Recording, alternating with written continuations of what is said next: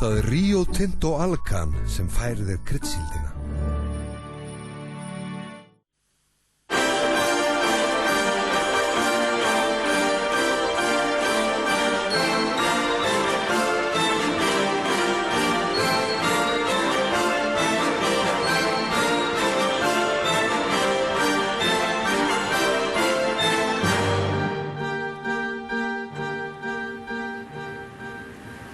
Já, komið sæl og blessuð og velkomin enn á ný í Kryddsíld stöðvar 2 sem hefur fært sig set í þetta sinn úr miðborg Reykjavíkur í Rúbín upp í Öskjuhlíð á þessum síðasta degi eins viðburðaríkasta árs lýðveldistímans.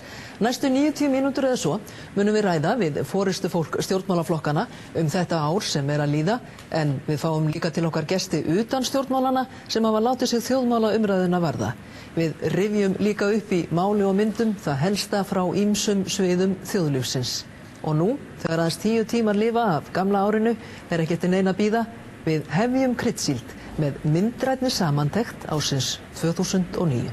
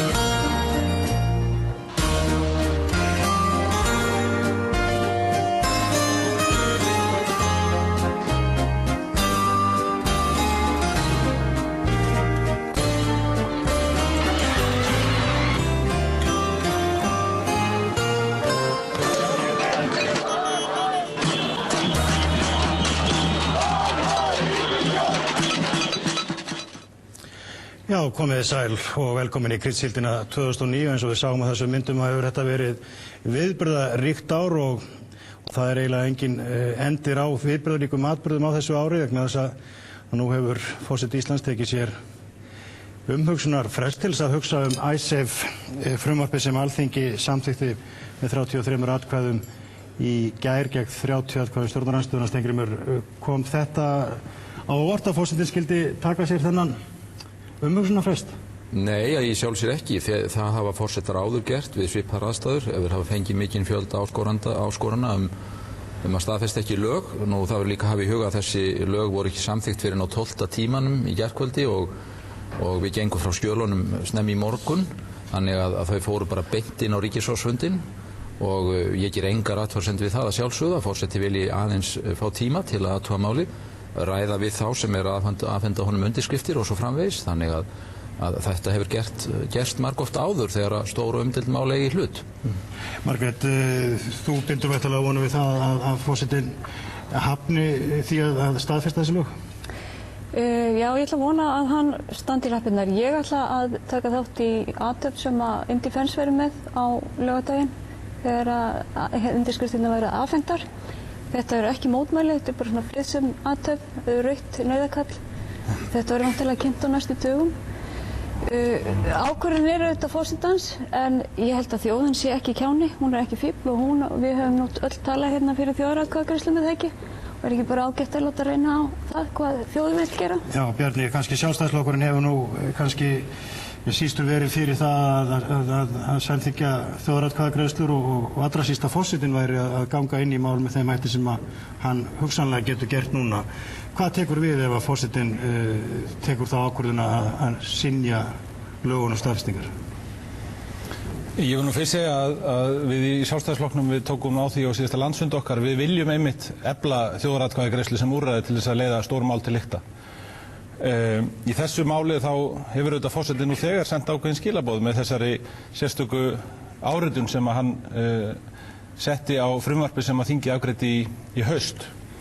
Og þar tjáði forsetinn sig þannig að hann sagði vera alveg sérstakar forsendur fyrir því að hann hefði ákveðið að skrifa undir lögin. Að mínu áliti eru þær forsendur brostnar og þá forsetinn komin í dálítið vandasama stöðu. Hann hlýtur að minnsta kosti að þurfa að færa mjög skýr rök fyrir því hvaða ákvörðun hann tekur á þessu sinni. Hvað tekur við ef að forsetinn sendir málið í þjóðaratkvæðagreiðslu? Já, það auðvitað þannig að það gerist þá í fyrsta sinn í lýðveldissögunni. Í fyrra skipti sem að þetta kom upp á þá dró Alþingi frumvarpið tilbaka. En gangi málið alla leið til þjóðaratkvæðagreiðslu núna, þá verður það þjóðarinnar að taka ákvörðun þessa ríkisábyrgð.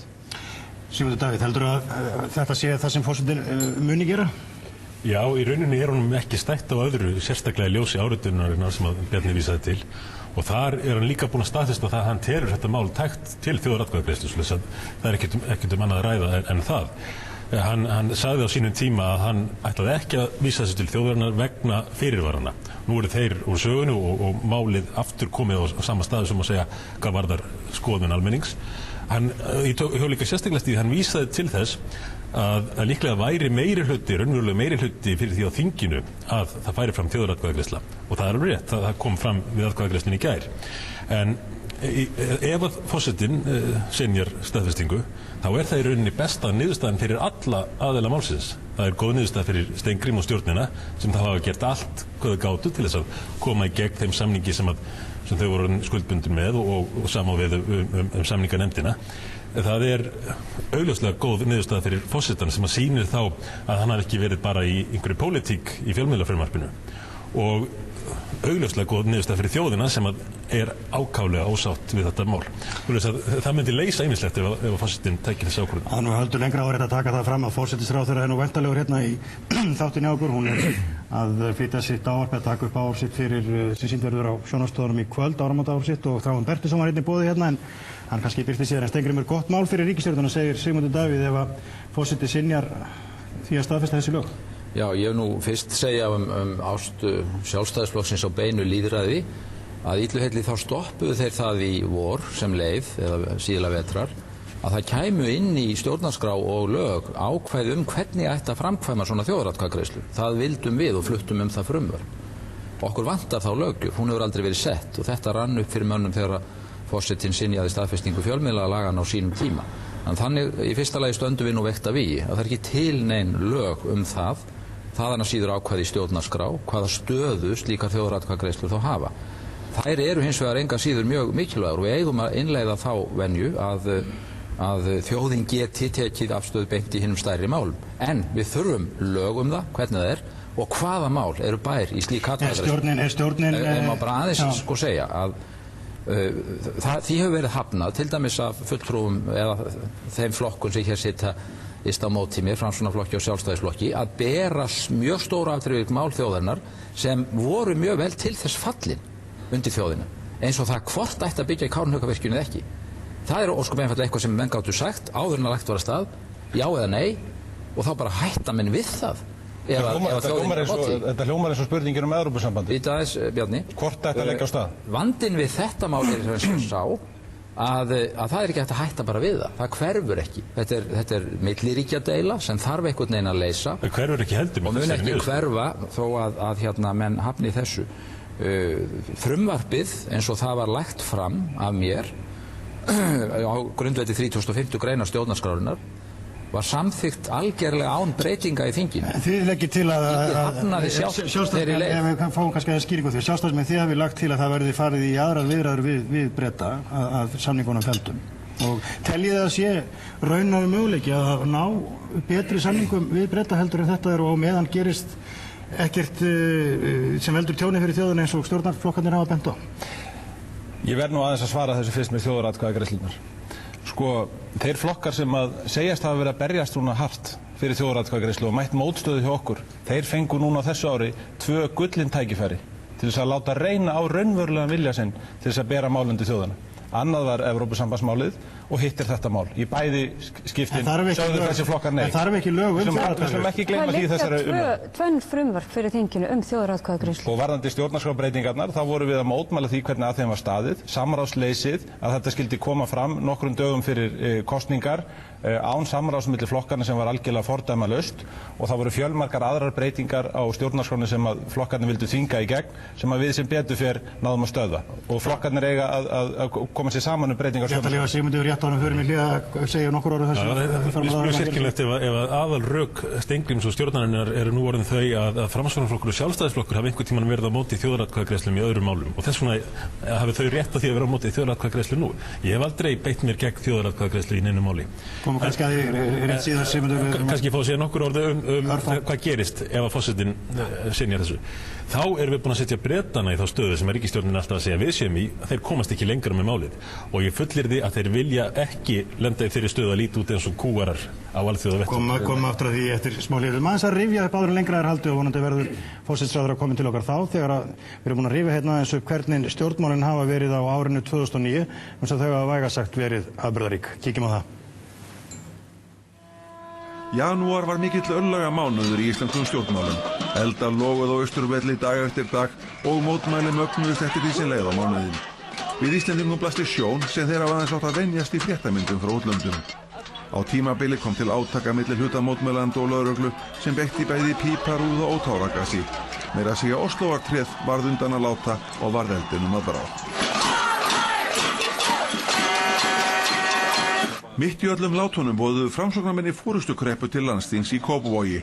Guðni Ágústsson hafði nýlega tekið við formennsku af Jóni Sigurðssyni sem hafði sagt sig frá stjórnmálum nokkrum mánuðum áður, og 2 ungir menn tókust á formannsætið.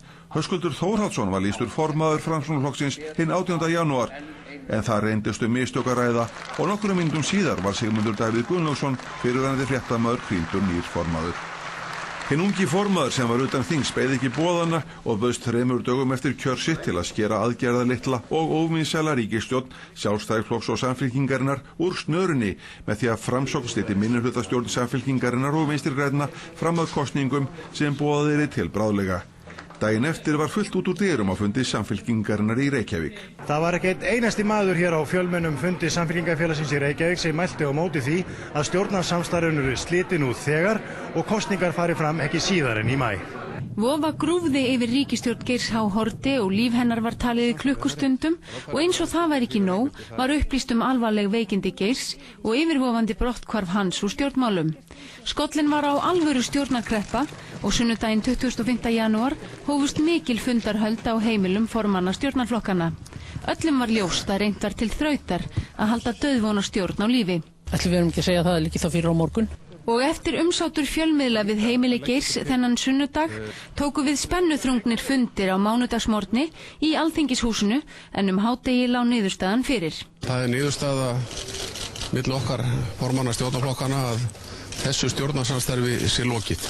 Og þá tók við mikill Bessastaðavals og tangó. Forsetinn kallaði til sín forystumenn flokkana hvern að fætur öðrum og gaf að lokum formanni Samfylkingarinnar umboð til að mynda minnihlutastjórn með stuðningi Framsóknarflokks undir forsæti Jóhönnu Sigurðardóttur. Daginn áður en ný stjórn tók við hvatti Geir H. Haarde flokkssystkini sín og minnihlutastjórn Jóhönnu Sigurðardóttur tók við völdum hinn 1. febrúar og vildi láta kalla sig velferðarstjórn. Fyrsta mál nýra ríkisstjórnar var að koma Davíð Oddssyni úr Seðlabankanum.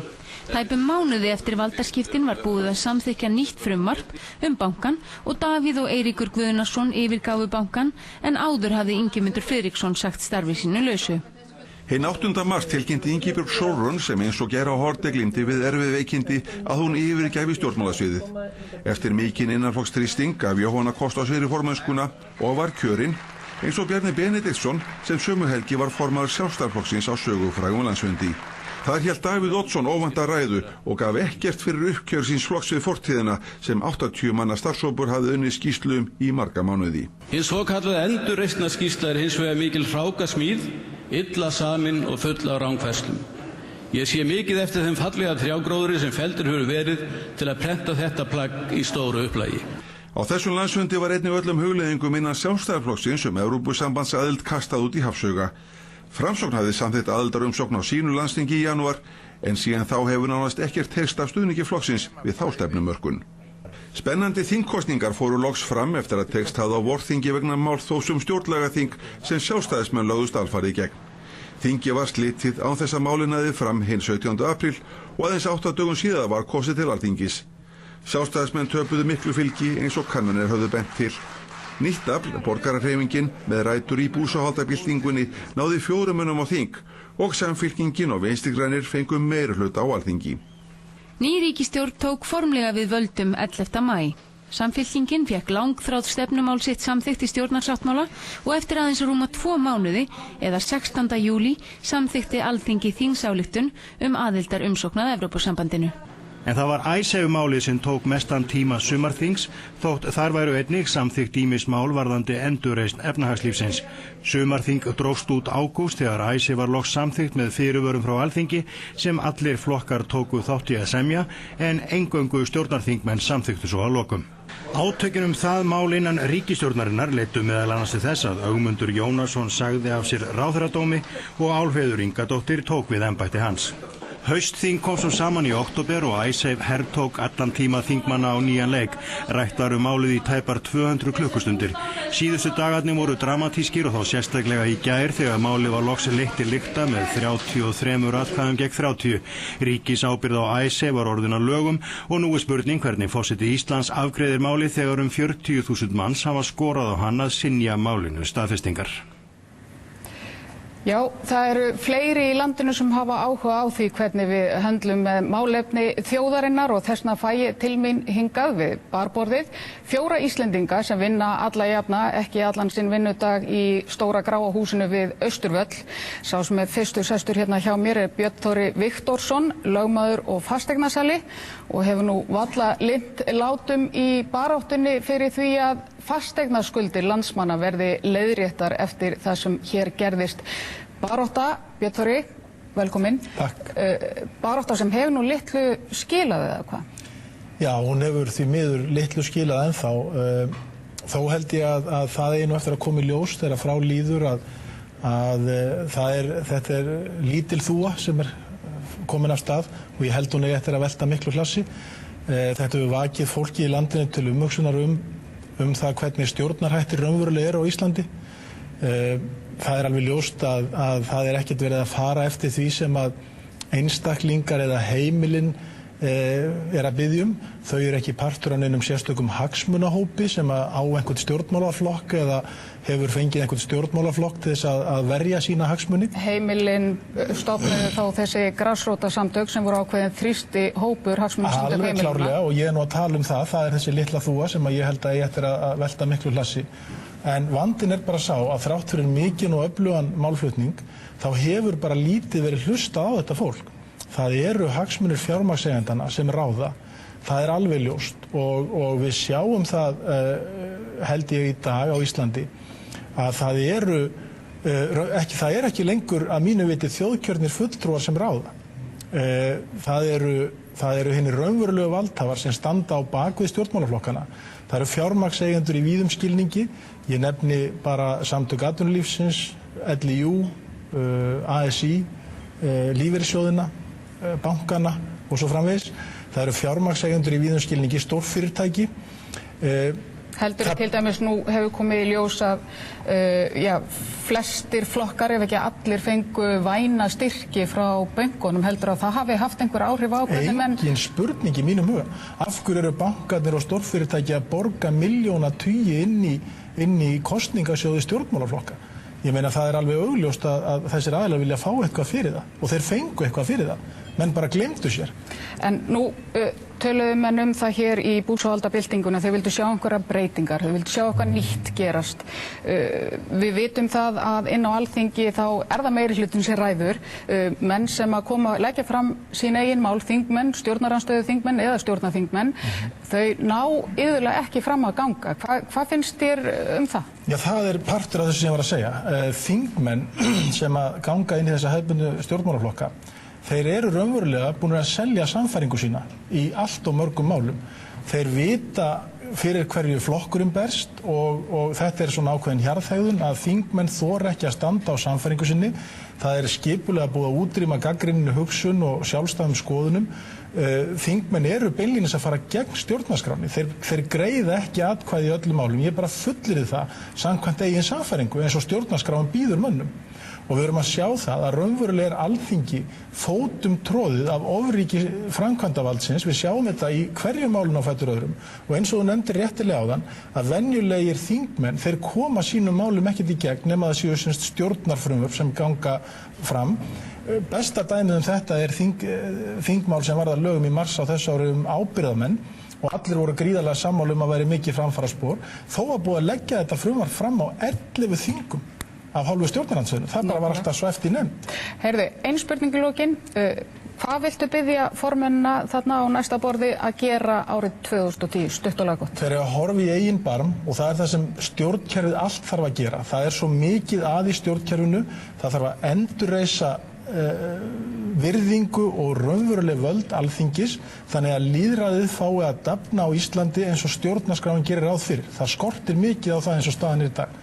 Takk fyrir það og við ætlum að fara í stutt hlé.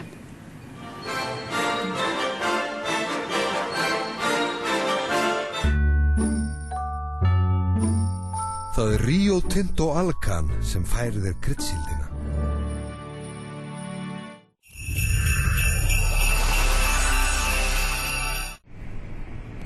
Fátt jafnast á við að finna ískaldan sjóinn læsast sig, missa andan augnablik. Ekkert jafnast samt á við að komast upp úr aftur. Finna blóðið streyma líkamann á ný. Hringdu í 570 30 30 og bókaðu nístingskalt bað á nýjum stað. Við óskum landsmönnum gleðilegra jóla og farsældar á komandi ári. Flugfélag Íslands.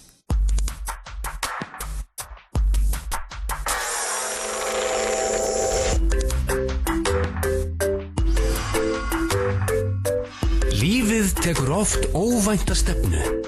Þá áttu okkur að. Við hjálpum þér að sækja réttin, fulltingi, þér við hlið.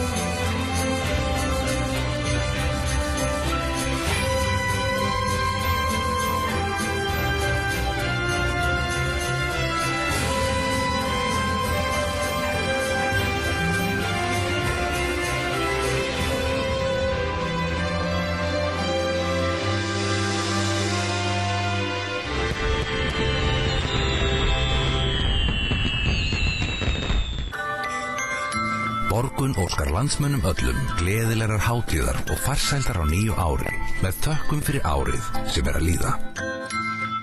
Settu þér markmið og náðu þeim. Ný námskeið að hefjast. Gleðilegt ár.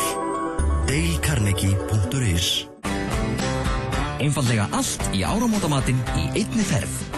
Fyllt kalkunabringa að hætti Jóa Fel, ferskur kalkun, smjörsprautað kalkunaskip, Hagkaups hamborgarhryggur, Jóa Fel ostafyllt lambalæri, partíhatar, glóðinni darkvörur, glös, snakk, nammiland og margt fleira fyrir áramótin.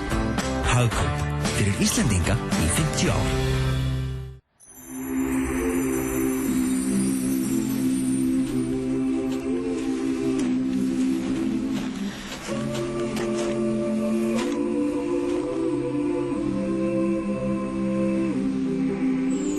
Óskum landsmönnum öllum gleðilegra jóla og farsældar á komandi ári. Sjóvá. Það er Rio Tinto Alcan sem færir þér kryddsíldina.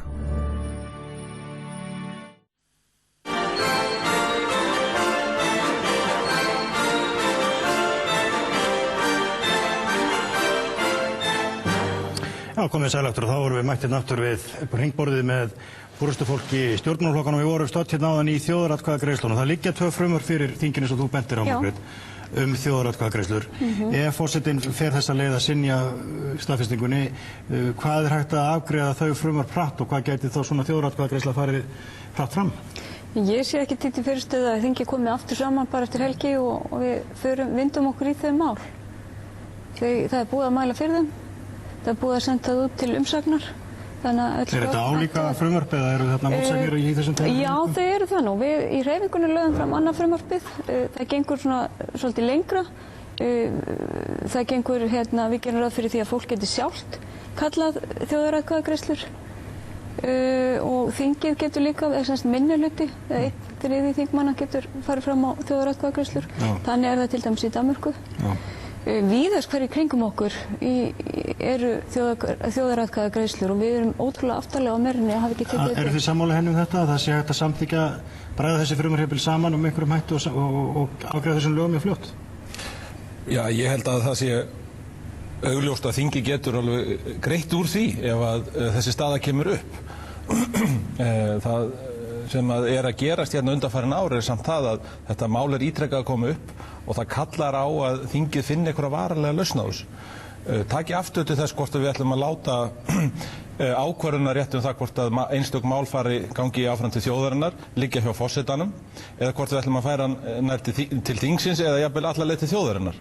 Og eins líka hefur ekki þeirri spurningu verið svarað í þessari umræðu hvort menn vilji að rétturinn liggi bæði hjá forsetanum og einhvers staðar annars staðar. Ég reyndar þeirra skoðunar að ef við opnum fyrir þennan möguleika almennt að þá eigi að við endurskoðun á stjórnarskrána eða fella niður þetta ákvæði sem í 27. grein stjórnarskrárinnar. Sigmundur. Já, ég held að vera tiltölulega einfalt að sameina þetta tvennt og ræða saman og semja úr því einu lög. Þetta eins og engin fyrirstaða varðandi stöðuna sem við erum í núna. Við myndum bara fylgja stjórnarskráni eins og hún stendur. Ég reyndar held að það færi á sömu leið eins og með fjölmiðlalögin að þetta færi ekkert í þjóðaratkvæðagreiðslu heldur þið dregið tilbaka, ég bara gíska á það. En þá jafnframt sæju við samyndur okkar, Bretar og Hollendingar, að þeir kæmust ekki lengra með málið, þetta væri stopp hana og þá tækifæri til þess að ná betri samningum og við höfum séð það að undanförnum, ekki hvað síst í þessum gögnum sem voru birtast frá Miskundir Rea, að Bretarnir og Hollendingarnir þurfa líka ná samningum og þeir vilja ekki birtast sem kúarar í þessu máli. Þetta rauninni sker ríkisstjórnin niður úr snörunni. En ekki alveg að býsta ríkisstjórnin segi eins og hún hefur haldið fram að þessi svo stór hluta hennar efnahagsáætlun að koma þessu máli úr sögunni að hún segi það skulle boða bara til kosninga? Ég vil fyrst að segja hérna lagalegu eða stjórnskipulegu þætti að þetta til marks það hversu bagalegt það að heildstæð endurskoðun stjórnarskrárinnar skuli hafa mistekist hér trekk í trekk á undanförnum árum. Því meðal annars þessir þættir sem að Bjarni nefnir hafa verið þar undir og menn hafa ætlað sér að reyna að ganga með skýrum hætti frá því. Hvernig verður með þjóðaratkvæðagreiðslur? Getur tiltekinn hluti kjósenda krafist þeirra? Getur tiltekinn minni hluti þingmanna kalla fram þjóðaratkvæði? Á að vera málskotsréttur hjá forsetanum eða ekki. Þessum hlutum þarf að lenda og við vöknum upp í það á og til að frá þessu hefur ekki verið gengið. Og ég nú ekki viss að það sé svo einfalt að rubba þessu á örfáum dögum enda ótímabært að fara út í vangaveltur það. Varðandi málið í heild þá veit ég ekki hvort það meiningin að eyða þessum þættu öll. Við viljum ekki fara með alla þáttina í sinni, það er búið að ræða það þó nokkuð, það verði alveg góður eðlilegur endir á árinu að við tölum ekkert annað hér. Nei, við skulum ekki eyða öllu tímanum í það, það er eðlilega að fá að segja því að það komst ekki að hér áðan að það þýðir ekki að horfa fram hjá því að þetta mál milliríkjadeila, þríhliða, milli Íslands og 2 annarra landa. Þetta eru flóknir samningar og bakvið þá standa ríkisskuldbindingar. Deilan hverfur ekki, málið hverfur ekki. Það verður þá bara óleyst ef þetta reynist ekki grundvöllur lausnarmálsins og við metum það svo, ríkisstjórnin og sá meiri hluti sem afgreiddi það í gærkvöldi á Alþingi, að það sé ákaflega mikilvægt að fara að klára þetta mál, að það standi okkur annars fyrir þrifum og mælum með því að það sé gert. Gætu við ekki alveg greitt atkvæði fjárlög? þjóðaratkvæði fjárlög? Mér finnst mikilvægt að koma því að falli þetta frumvarp, hvað stendur þá eftir? Þá stenda lögin sem að samþykkt voru í sumar.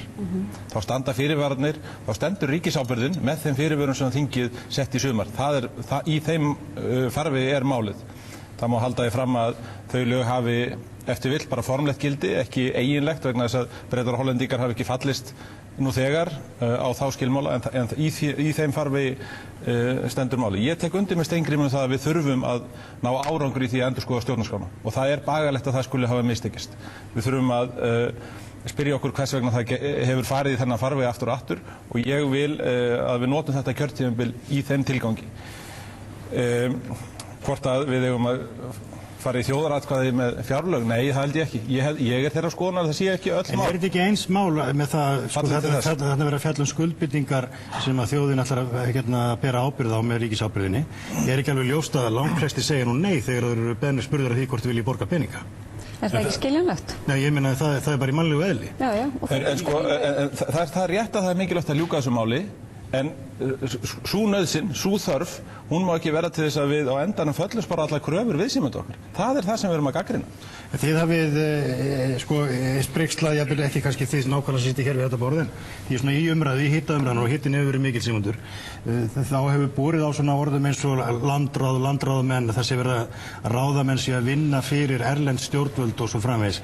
Þetta sagt í hittaleiksins eða trúir fólk í raun og veru að Steingrímur hérna Sigfússon og Jóhanna Sigurðardóttir séu á mála hjá erlendu stjórnvöld? Ég held að þeir með stilla þessu svona upp þá felist í því misskilningur. Menn ekki að segja að þeir séu að vinna fyrir Breta og Hollendinga, en hins vegar þarf ekki annað en að hlusta á ræður ráðamanna til þess að heyra það að þar haldið fram rökum Breta og Hollendinga, talað málið þannig og gett lítið úr stöðu okkur Íslendinga. En vegna þess sem að Steingrímur sagði hérna áðan að þetta væri milliríkjadeila, þá hefur einmitt ekki verið haldið á þessu málið þannig, eins og Ingibjörg Sólrún og fleiri hafa bent á. Það var bara gerður tvíhliða samningur, einkaréttarlegur samningur, það kemur fram í samningnum sjálfum og menn sömdu af sér. Það liggur núna held ég alveg ljóst fyrir. Svo lendir ríkisstjórninni því að halda því fyrst fram að þetta sé glæsilegu samningur og menn festast í því að verja þetta, leggja eigin persón undir. Þess vegna getur forseti núna losað þetta allt saman, losað menn úr þessari snöru og þá eftir atkvæðagreiðslu þegar við síðan, eða synjunina, þegar við síðan komumst að nýrri niðurstöðu, þá getur það orðið upphaf sáttar í samfélaginu í stað þess að ríkisstjórnin hafi þessa hörmung hangandi yfir sér allan tíman. Já, veistu það, ég hafði nú ekki áttað mig á því að við þyrftum að fara að sitja aftur undir þessari steypu og fara aftur bara endurtaka málflutningin sem stóð í 180-90 klukkustundir á Alþingi. Það gamlársdagur, það nýtt ár að renna upp. Ég tel að það sé mjög áhugavert að líta tilbaka yfir árið, horfa fram á veginn, átta okkur á því hvar við erum stödd og leggja línur það hvernig við snúum vörn í sókn á nýju ári. Í áramóta greinum okkar formannina þá kveður við þann tón og það ánægjulegt. Það má segja að það sé ákveðin samhljómur í því að menn telja að við eigum að horfa bjartsýni fram á veginn. Ég sannfærður það að miðað við allt og allt þá gekk árið 2009 vel og við komum samfélaginu í gegnum erfiðleikana í raun og veru betur en við gátum átt von á. Og allar kennitölur atvinnuleysi, samdrátt landsframleiðslu og annað slíkt, það eru okkur hagstæðri núna í lok ársins en spárnar voru í byrjun þess. Þannig að nú ekki gaman kannski til tilbreytingar að rífa sig aðeins upp úr þessari Icesave-steypu og tala almenna pólitík, tala Ísland, samfélagið okkar og framtíðina. Við komum að því Steingrímur, við ætlum bara ekki að sleppa þar alveg samt strax við. Ég ekkert að skora stundum, við máum alveg taka þátt í nýtt og við. En þú og þinn flokkur, þið töluðu mjög gegn þessu máli því tíð stjórnar Geirs H. Haarde og Sjálfstæðisflokks og Samfylkingar. Hvers vegna skiptir þú skoðun og þínir flokksfélagar? Hvað var til þess að þið fóruð að sjá málið með þeim augum sem þú sér það í dag? Sko, það er alveg rétt. Mér fannst þetta skelfilegt mál þegar að þetta rann upp fyrir manni hversu stórt það var og alvarlegt í september, lok, október 2008. Og ég var afar ósáttur við það að Ísland skuli þurfa að sitja með byrðar uppi að þessu. Þegar ég var að gagnrýna þetta á sínum tíma þá hafði ég afar takmarkuð gögn í höndum með það sem ég hef nú. Og því miður var það nú þannig, þó við höfum verið skömmuð fyrir að miðla ekki upplýsingum, þá var það nú enn fátæklegra á ógnartímanum í október, nóvember, desember 2008. Og ég hef alveg skilning á því aðstæður sem stjórnvöld þá voru að glíma við voru skelfilegar, við sáum myndirnar hérna áðan. Nú veit ég hversu gjörsamlega Ísland einangraðist. Ég hef rætt við fjöldan allan af ráðherrum úr nágrannalöndunum, seðlabankastjóra, bankastjóra, talsmenn matsfyrirtækja og fjármálastofnana. Ég veit nákvæmlega hvernig þetta mál vaxið fyrir okkur sem land. Við skulum þá bara segja að ég hafi núna öðlast nýja sýn á það og lagt á það raunsætt mat að staða landsins býður ekki upp á annað en koma þessu út úr heiminum á skásta mögulegan hátt með pólitískri lausn. Við erum ekki að því. Og það gildir nákvæmlega það sama núna það eins og Geir H. Haarde fyrrverandi forsætisráðherra sagði 13. nóvember 2008, það eru engir góðir kostir í stöðunni, við erum að lágmarka skaðan og taka illskásta kostin. Bjarni, þú hefur eiginlega líka skipt skoðun frá þú varst formaður utanríkismálanefndar og mæltir með því að samningaleiðin yrði farin. Ég ekki sammála þér það. Nei. Það rétt sem þú segir að ég mælti með því að samningaleiðin yrði farin. En í því felst ekki skilyrðislaust samþykki við hvers konar niðurstöðu sem Og það niðurstaðan, það eru samningarnir sjálfur, efnisatriði þeirra sem við erum svo ósátt við. Í sumar þegar voru komnir bærilegir fyrirvara við málið, þá stóðum við í Sjálfstæðisflokknum ekki gegn samþykkt frumvarpsins. Við stóðum ekki gegn því. Þetta mál hefur þróast með svona óheppilegum hætti að því ég tel vegna þess að mönnum mistókst að þjappa mönnum saman íslensku hagsmunina, að horfa á þetta mál út frá okkar hagsmunum og reyna að verjast þeirri ásókn og þeim árásum, þeim þvingunum sem að aðrir eru að reyna að beita okkur í þessu máli. Og það hafa menn gert og við vitum það öll, bæði hjá Alþjóðagjaldeyrissjóðnum, hjá Evrópusambandinu og víðar, allt frá því fyrra haust. Og það allt rétt sem Steingrímur segir, það var menn lögðu mikið á sig til þess að þvinga okkur til niðurstöðu í málinu. En hefðu menn tekið alla flokka að þessu máli strax í snemma árinu, jafnvel með því að mynda hér þjóðstjórn í landinu, þá hefðu okkur lánast miklu betur að ná samstöðu niðurstöðu í þessum stóru alvarlegu málum. Margrét, nú var það ekki gert eins og hann er að lýsa. Hvernig heldur þú að við Íslendingar, ég leiði mér nú bara að vera svona smá rétturískur, hvernig heldur þú að við Íslendingar hefðum brugðist við eða málið hefði snerið alveg öfugt, að hingað hefði komið breskur banki og hagað sig með þeim hætti sem að Landsbankinn gerði í Hollandi og Bretlandi og síðan hefði hann farið með þessum glæsibrá á hausinn og bresk stjórnvöld jafnvel sagt að þeim kæmi það ekkert við hvað gerðist á Íslandi. Við hefum sjálfsagt hafað okkur alveg eins, en við okkar staða, að því við erum smá, verður aldrei eins og tveggja stærstu nýlenduvernda í heimi sem hafa bæði Alþjóðagjaldeyrissjóðinn og Evrópusambandið með sér. En er réttlæti því að segja bara við þessa sparifjáreigendur í þessum löndum okkur bara kemur ekkert við hvað gerðist? Þetta náttúrulega gerðist fyrir okkur líka, en það sem var gert hér var að stjórnvöld settu neðan lögin og tryggðu íslenska innstæðueigendur og ég held kannski að þar séu mestu mistökin. Og mesta mismuninni vegna þess að nú eru fólk á okkar aldri sem er með íbúðalán, situr upp með stökkbreyttan höfuðstól. Það er engin leið fyrir fólk að klóra sig út úr þessu. Það er ekkert sem það getur gert. Skjaldborgin er hvergi skjáanleg. Það verður ekkert breyst. Koma henni áttur, Skjaldborginni.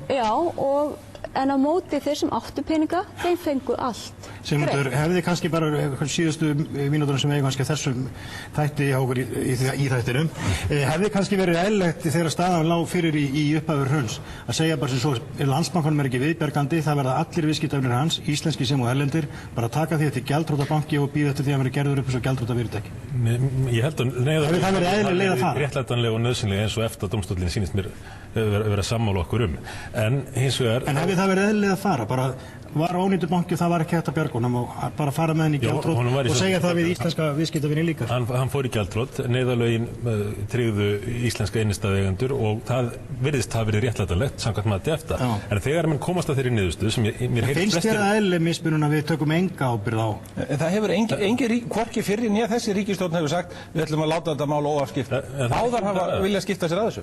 Mér langar bara að bæta við þetta að núna þegar liggur fyrir, ég held að flestir stjórnir sammála það að það sé ekki lagaleg ábyrgð, að minnsta kosti ekki ótvíræðlagaleg ábyrgð, þá koma menn og halda fram siðferðilegum rökum að Íslandingum beri siðferðileg skylda til að bæta þetta tjón og bæta svo jafnvel við að erlendir kröfuhafar hafi tapað 13-14.000 milljörðum á lánapeninga til Íslands.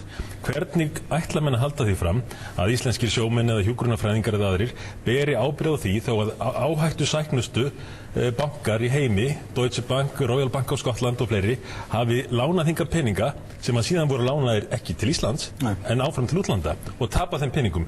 Hvernig á íslenskur almenningur að bera siðferðilega ábyrgð á því? Við erum að láta þessa spurningu hanga aðeins í loftinu hjá okkur að sinni. Við ætlum að rifja aðeins upp það helsta sem að gerist í viðskiptalífinu á Íslandi á þessu ári sem er að líða og það var jú allmikið.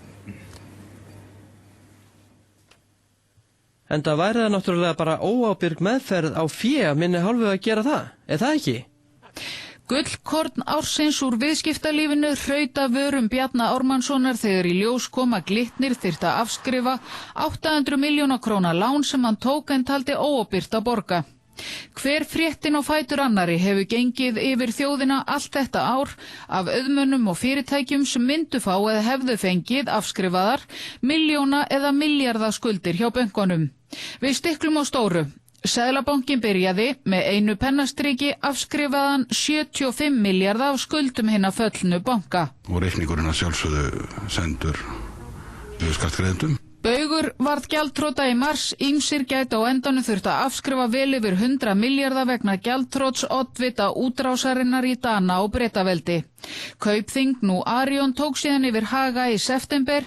Eftir áramót kemur í ljós hvort bónusfjölskyldan nær að safna nægu fé til að halda verslanasamsteypunni. Íslandsbanki fékk Morgunblaðið í fangið þegar skuldir urðu árvakri ofviða, 3 milljarðar afskrifaðir og blaðið selt. Stóra afskriftanheyxlið eftir bankahrunið er enn á huldu. Engin veit hvort 130 starfsmenn Kaupþing sem fengu alltaf 50 milljarða króna að láni hjá Kaupþingi til að kaupa í Kaupþingi hafi fengið þessi lán afskrifuð. Raunar var staða Kaupþings skringileg fremur því bankinn átti í raun helmingin í sjálfum sér. Kaupþing lánaði svo að segja öllum sem vildu pening til að kaupa í Kaupþingi. Þannig að nær helmingur af hlutabréfum bankans var keyptur með lánsfé frá Kaupþingi.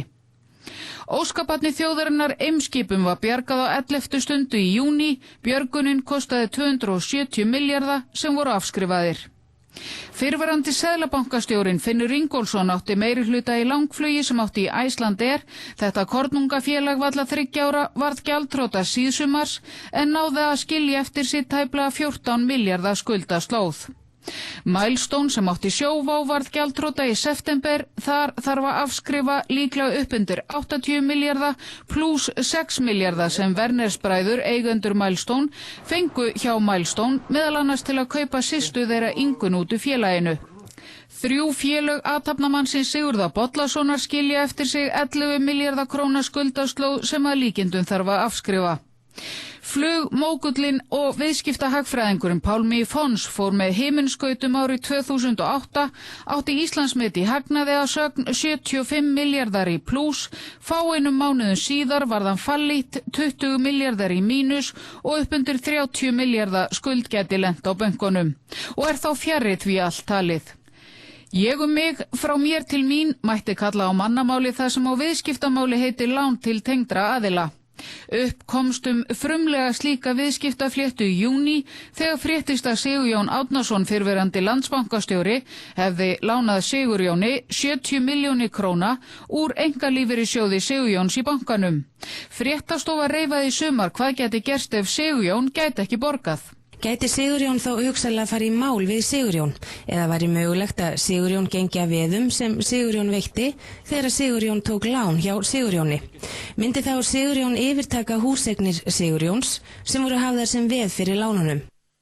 Engan skal undra að Háskólinn í Reykjavík réði þennan hugvitsmann í stundakennslu í fjármálaverkfræði. En menn og bankar lánuðu sjálfum sér og öðrum tengdum út allt í bankakerfinu. Enginn fékk hærra lán hjá Landsbankanum í Lundúnum en eigandi hans Björgólfur Thor. Hann á Mígrút félaga eins og félagakeðjan frá Actavis sem fréttastofa rakti í október sýnir glöggt. Hún endar á Tortóla að líkindum á félagi í eigu Björgólfs. Sumum þykir hægt ganga hjá embætti saksóknara bankahrunsins og sumum þykir grátlegt fremur en hlægilegt að einu eignirnar sem hafi verið frystar eftir bankahrun séu eignir Baldurs Guðlaugssonar sómakærs embættismanns eins og sagði í Staksteinum í vetur. Síðan þá hefur einn dómur fallið, 2 bankamenn voru dæmdir í 8 mánaða fangelsi fyrir markaðsmisnotkun. En rannsóknin á fullu á 4. tug húsleita að baki, yfir 100 manns hafa verið yfirheyrðir og nær 40 manns eru grunaðir lögbrot á borð við markaðsmisnotkun, innherja og umboðssvik. We will find and we will follow the money.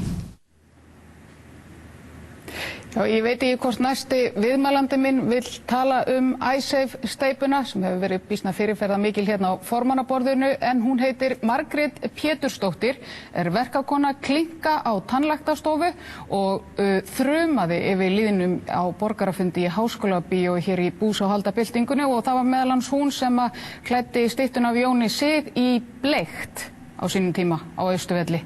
En hún sést hérna hjá mér, velkomin. Takk. Það myndaðist einhver sprengikraftur þarna í þessari Bús- og Haldabyltingu, en dálítið eins og hann hafi fjarað út og einhvern veginn eins og menn hafi ekki alveg verið með á hreinu hvernig þetta nýja Ísland átt að verða. Ég nú svolítið ósammála þér vegna þess að byltingin hófst kannski þarna í byrjun 2009. Hún ennþá, hún ekki búin. Við sjáum ekkert fyrir endur á því hvernig henni líkur. Og það akkurat bara það verkefni sem í gangi bæði hjá fólkinu í landinu og ríkisstjórninni að einmitt að vinna úr þessari byltingu og þessum sprengikrafti sem var til. En hvað finnst þér vera nýja Ísland? Hvað þarf að gera á þessu nýja Íslandi? Sko, eitt af því sem ég held að verðum að gera að við þurfum svolítið að fara að íhuga hvort við ætlum að breyta hugmyndafræðinni. Og við þurfum líka kannski að breyta því hvernig við vinnum verkin. Og við þurfum kannski að fara að rökræða hvernig viljum við hafa þetta. Við erum ennþá bara að vinna samkvæmt gamalli formúlu. Og viljum við hana áfram í nýju Íslandi eða viljum við rekja upp og byrja að prjóna upp á nýtt? Og hvað felst í þessari nýju hugmyndafræði? Það felst til dæmis bara í því að sko við gegnsæið til dæmis sem við erum alltaf að hrópa á, það náttúrulega komið að vissu leyti, en við þurfum samt að fá betra regluverk til þess að gegnsæið verði meira. Viltu sjá breytingu á stjórnarskráni? Alveg, absolutt. Og hvað viltu sjá þá inn í þessari breyttu stjórnarskrá? Ég vil til dæmis bara sjá breytingar á borð við það sem búið að vera að ræða hér á háborðinu í sambandi við þjóðaratkvæðagreiðslur. Ég held að bara lýðræðið í heild sinni eitthvað sem við þurfum að fara að ræða. Hvernig viljum við hafa það? Fólk hefur ekkert verið að hefur raunin ekki samþykkt þessa stjórnarskrá. Þetta ekki stjórnarskráin okkar í dag. Þannig að við viljum fá að taka hana og við sáum það á þjóðfundinum sem haldið var, að fólk vill fá að koma að málum og vill fá að ræða þessi mál og breyta. Ef þú ættir að teikna upp svona verkefnaskrá ríkisstjórnarinnar árið 2010, hvað myndir þú setja svona í efstu sætinu? Þú biður ekki lítið. Ég held að við þurfum að fara virkilega að setja okkur niður við það að gera Ísland að sjálfbæra landi. Sjálfbær þróun eitthvað sem við þurfum virkilega að taka föstum tökum, og þá náttúrulega sjálfbærni það að við tökum ekki meira heldur en að við getum skiljið eftir. En ef við tölum til dæmis umhverfisvæðingu bílaflotan sem eitthvað sem það er verið að vinna í því út allan heim hjá flestum bílaverksmiðjum. Já, erum við ekki svolítið eftir? Ég meina, þarf ekki að taka einhverja ákvörðun það og við þá erum við að taka ákvörðun að fara tilbaka vegna þess að við erum náttúrulega búin í rauninni eigum ekkert eftir af orku. Við erum búin að ráðstafa þeirri litlu orku sem við eigum í eitthvað annað heldur en það. Þannig að þá verður það, og það er náttúrulega pólitískt mál, ætlum við að bakka tilbaka og fara virkilega að ræða það hvort við ætlum að rafaði bílana hérna og hugsa umhverfið að einhverju liti. Ef þú mættir biðja að vinna einu verki á næsta ári, formennin á flokknum? Ég myndi gjarnan vilja biðja að vera róttækari og hugsa jafnréttið og umhverfið. Takk fyrir þetta. Takk. Og við fyrir stutt hlé.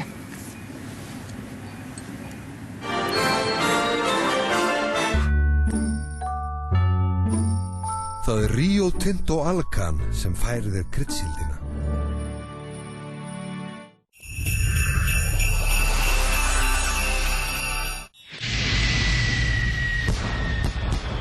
Óskum landsmönnum öllum gleðilegs nýs árs. Actavis, hagur í heilsu.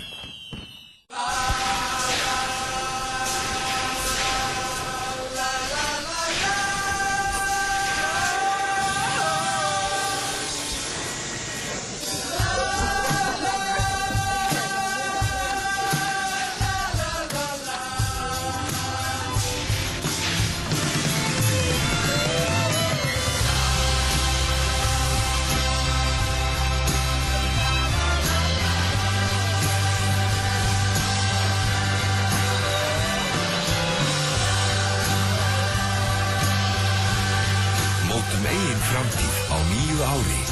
Veljum íslenskt. Okkar hagur. Samtök iðnaðarins.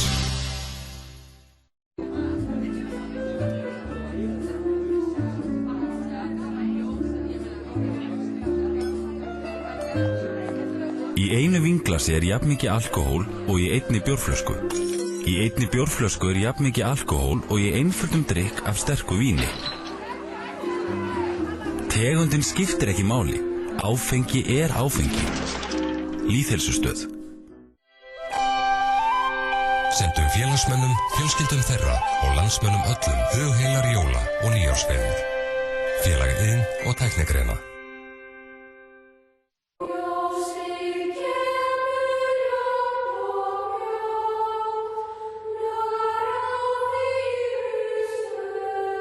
Gleðilega hátíð. Við óskum ykkur gæfu á nýju ári. Landsvirkjun. Starfsfólk Rúmfattalagersins sendir hugheilar jóla- og nýjárskveðjur með óskum farsæld á komandi ári. Rúmfattalagerinn. Þarftu að tala við fólki í landinu? Vikulega lesa yfir 90% Íslendinga Morgunblaðið og mpl.is. Við óskum landsmönnum öllum gleðilegra jóla og farsæls komandi árs. Með þökk fyrir viðskiptin á liðnum árum. Hal. Stöð 2 fagnar nýju ári með glæsilegri dagskrá. American Idol, vinsalasti skemmtiþáttur í heimi, stærri og flottari en nokkru sinni fyrir. 24. Nýr dagur í uppsiglingu hjá Jack Bauer. Hann, nýr meinfindin gamaþáttur frá HBO. My big is all I've got. Mögnuð spenna í Cold Case, The Mentalist og Fringe. Gleðin ræður ríkjum í So You Think You Can Dance og Glee. Gamanþættir eins og þeir gerast bestir. Chuck og 2.5 Men. Ástin blómstrar sem aldrei fyrr í nýjum sjóðheitum þætti. Mercy, sjálfstætt fólk. Öddi og Sveppi. Það eitt annað framöndan á nýju ári. Logi í beinni. Bestu bíómyndirnar. Og sjónvarpsævintýri vetrarins. Wipeout Ísland. Þú fær Stöð 2 bíó, Stöð 2 extra frítt með mildaráskrift að Stöð 2. Það er ótrúlega að skemmta sér heima. Stöð 2, skemmtilegri. Það er Rio Tinto Alcan sem færir þér kryddsíldina.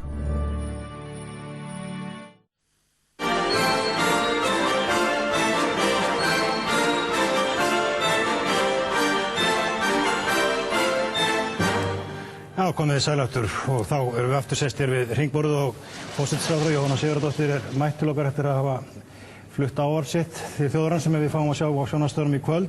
Við erum búin að vera að tala hér við borðið og meðan þú varst í burtu Icesave nokkuð mikið, kannski ætlum ekki að taka allan þáttinn undir það, en það er ekki hjá því komast að spyrja þig þau viðbrögð sem að forseti Íslands sýndi í morgun á ríkisráðsfundi. Voru það viðbrögð sem þú áttir von á frá forseti Íslands?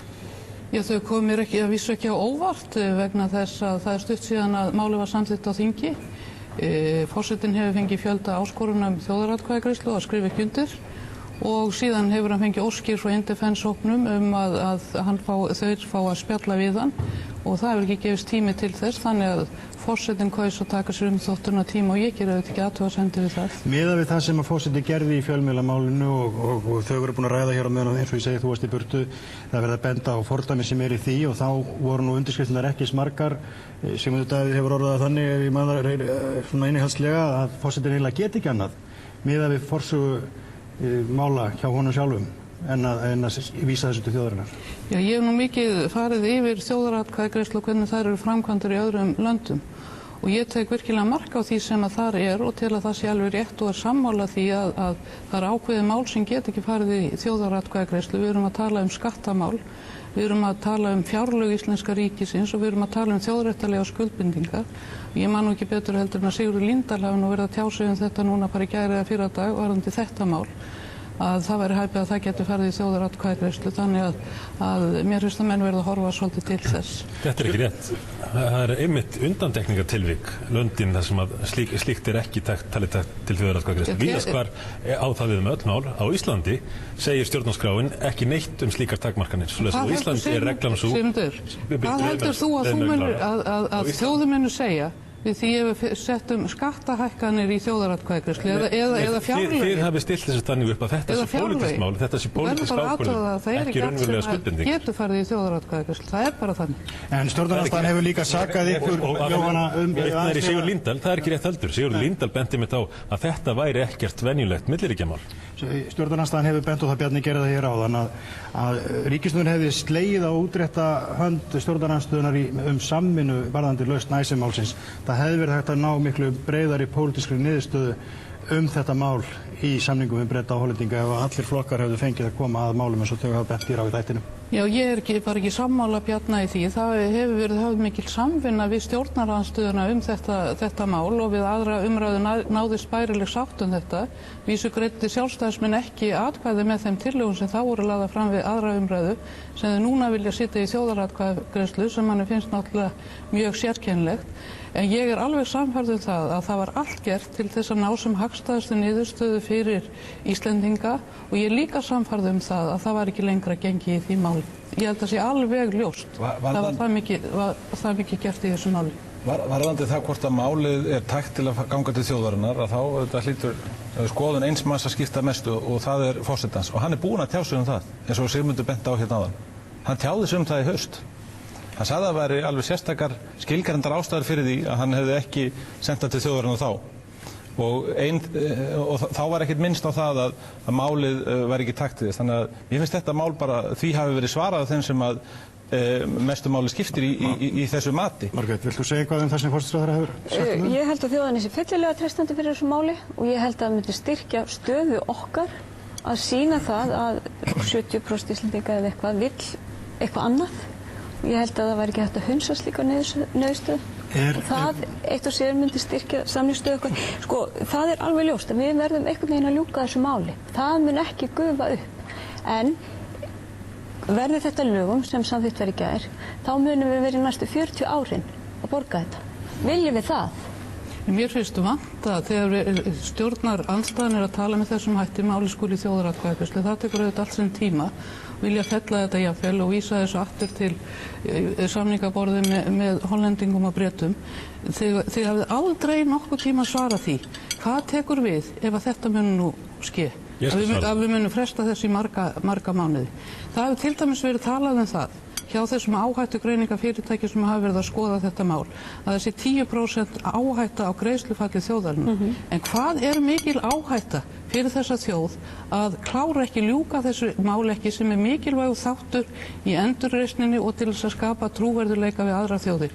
Ég held að það sé miklu meira heldur en 10%. Ég held að það sé margfalt meiri áhætta fyrir þjóðina að skilja þetta mál eftir og afgreiða þetta. Vísskýrsla fjármálaráðherra sé þú þegar komin með einhver viðbrögð umheimsins við því að Alþingi allavega lauk málunni í gær, Grétar mér?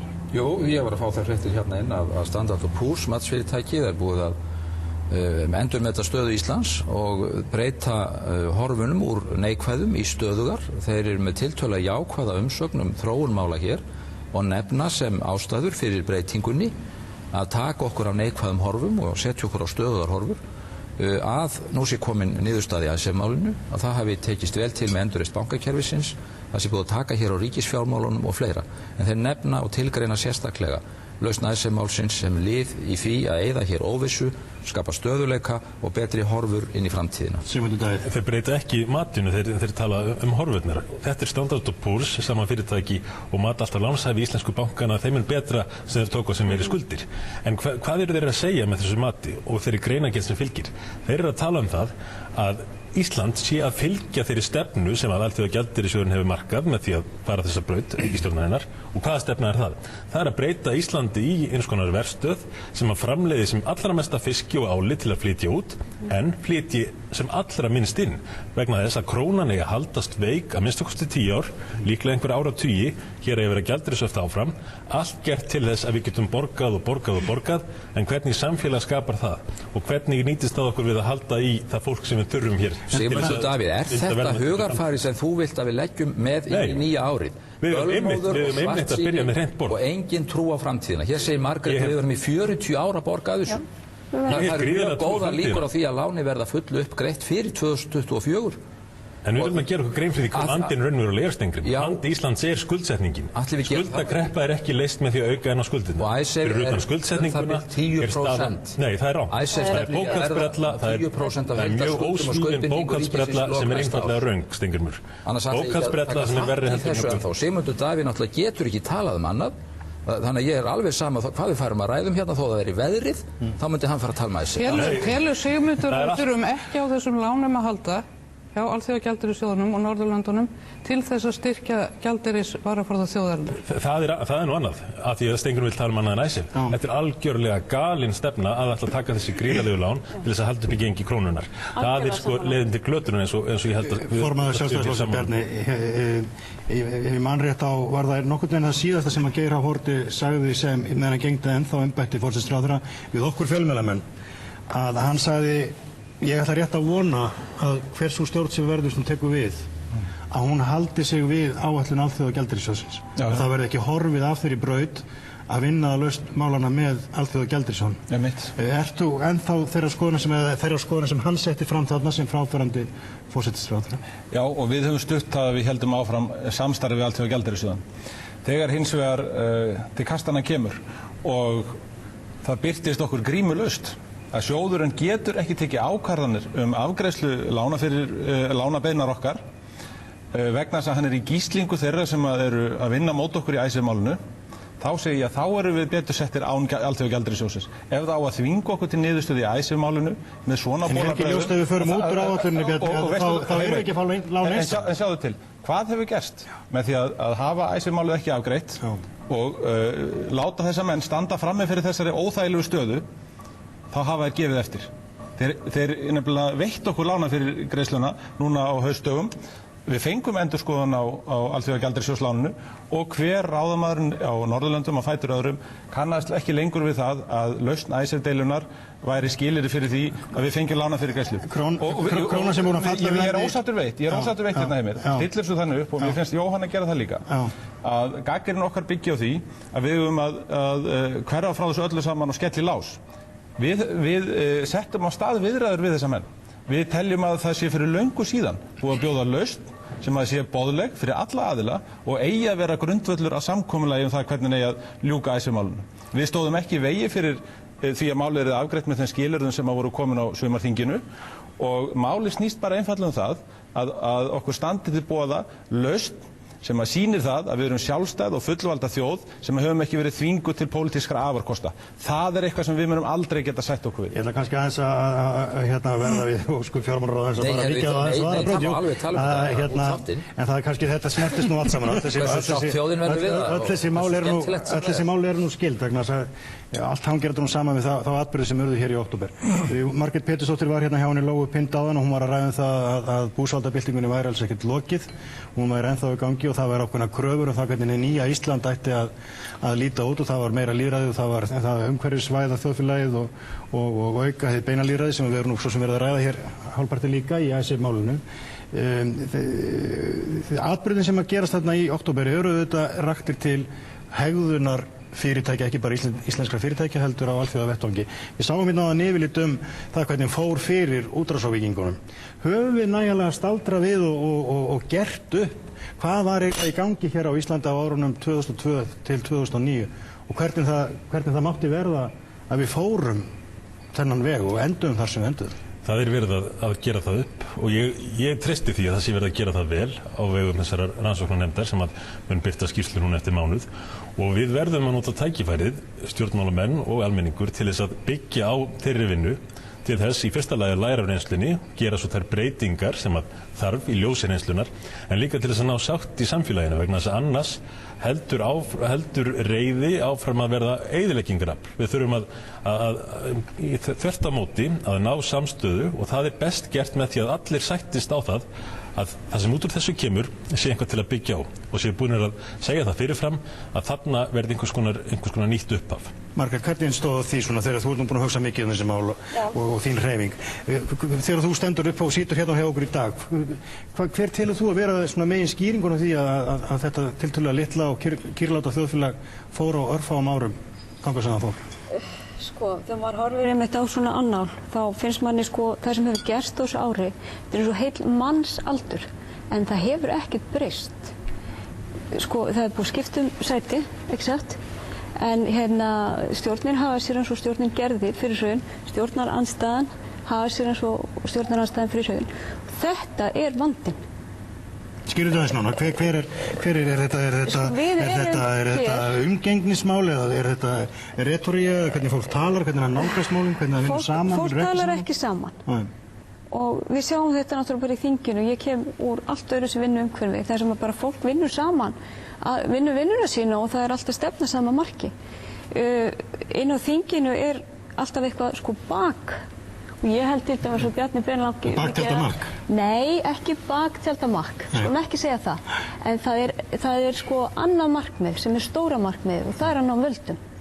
Og núna eru hlutir, eða sem sagt hægri og vinstri, þeir skipta ekki máli. Þeir eiga ekki að skipta máli. Við erum onni í hólu, við þurfum að komast upp, ekki til hægri eða vinstri. Það er ekki breyst Jóhanna með því að velferðarstjórnin eins og þið viljið láta kalla ykkur tók við völdum allir það? Já, heldur betur mikið breyst. Ég vil bara minna hér á árangur sem þessi ríkisstjórn er búin að ná á þessum mánuðum sem hún hefur hér setið. Við erum algjörlega búin að snúa við blaðinu, þannig að það hrun efnaðarhrun sem blasti við, að við erum að ná okkur vel upp úr því. Við erum að vísa í mjög erfiðri og djúpri lægð, en við erum ekki verðstödd heldur margar aðrar þjóðir í kringum okkur. Minna til dæmis á bara vextina sem voru 18% þegar við tókum við. Þeir eru 10% núna og hafa aldrei nokkuð tíma verið lægri. Við erum búin að lækka skuldirnar í ríkisfjármálunum sem var stemdi í yfir 200 milljarða í 98 milljarða á hallan. Þannig að það munar auðvitað verulegu skuldatryggingar álagið.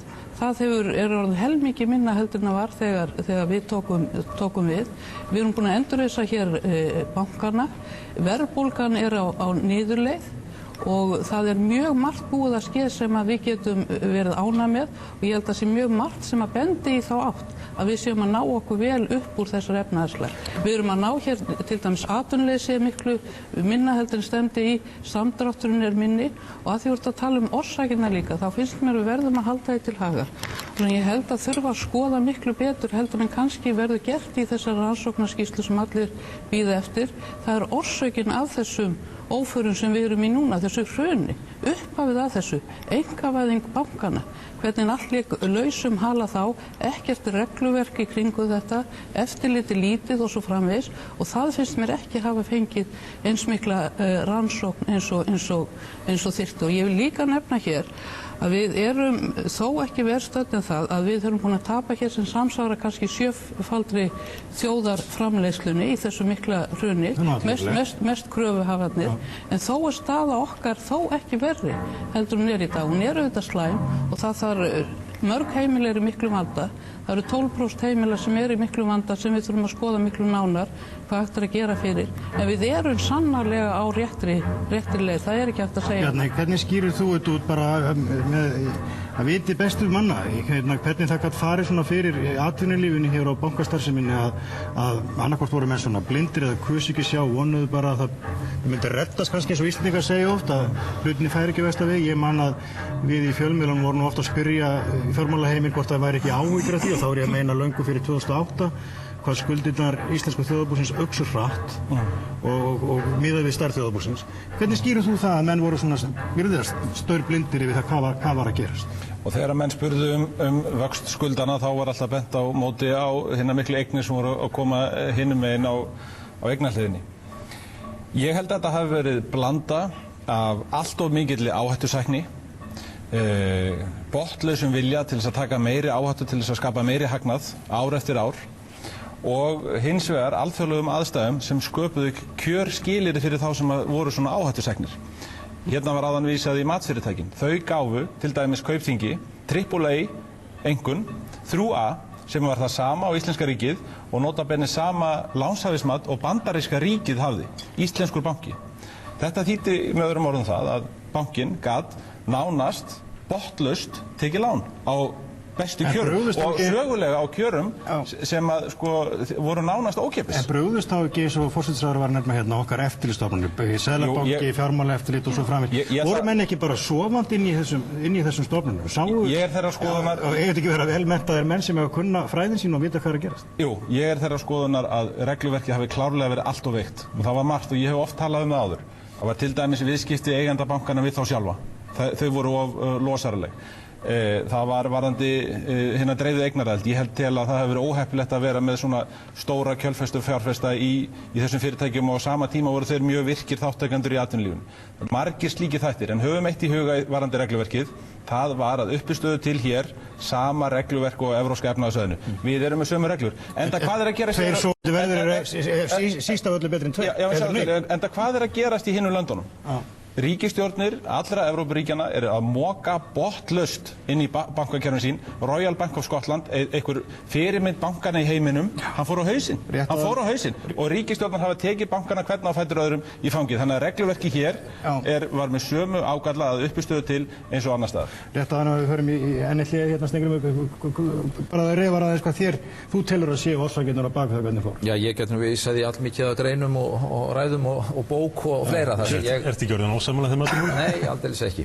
Það sem ég var að vara við ýmsu og reyna að greina hætturnar í þessu árunum 2005, 6, 7, 8 og það fór illa. Ég vil bara minna á eitt þátt í viðbót. Jú, galla regluverk og sofandaháttur eftirlitsstofnana.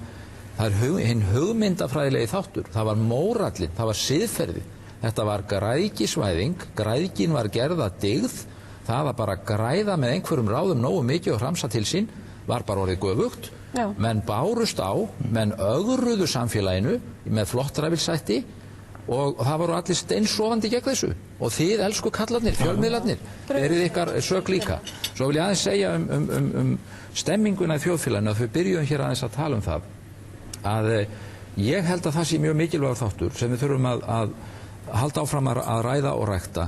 Það er hvernig þessi í raun vitundarvakning sem varð meðal almennings, sem reis upp og vildi ekki láta bjóða sér þetta. Hvernig virkjum við hana áfram? Ég hef satt þjóðfundinn. Ég held að hann sé alveg ákaflega gott dæmi það hvernig við getum gert þetta saman. Gott að enda á þessum punkti í þessu hliði vegna þess að við ætlum að fara einmitt að huga að framtíðinni eftir það. Við ætlum aðeins að kíkja á atvinnumálin og hvernig atvinnumálin hafa verið að þróa síðustu mánuðin og hvert þau eru kannski að fara.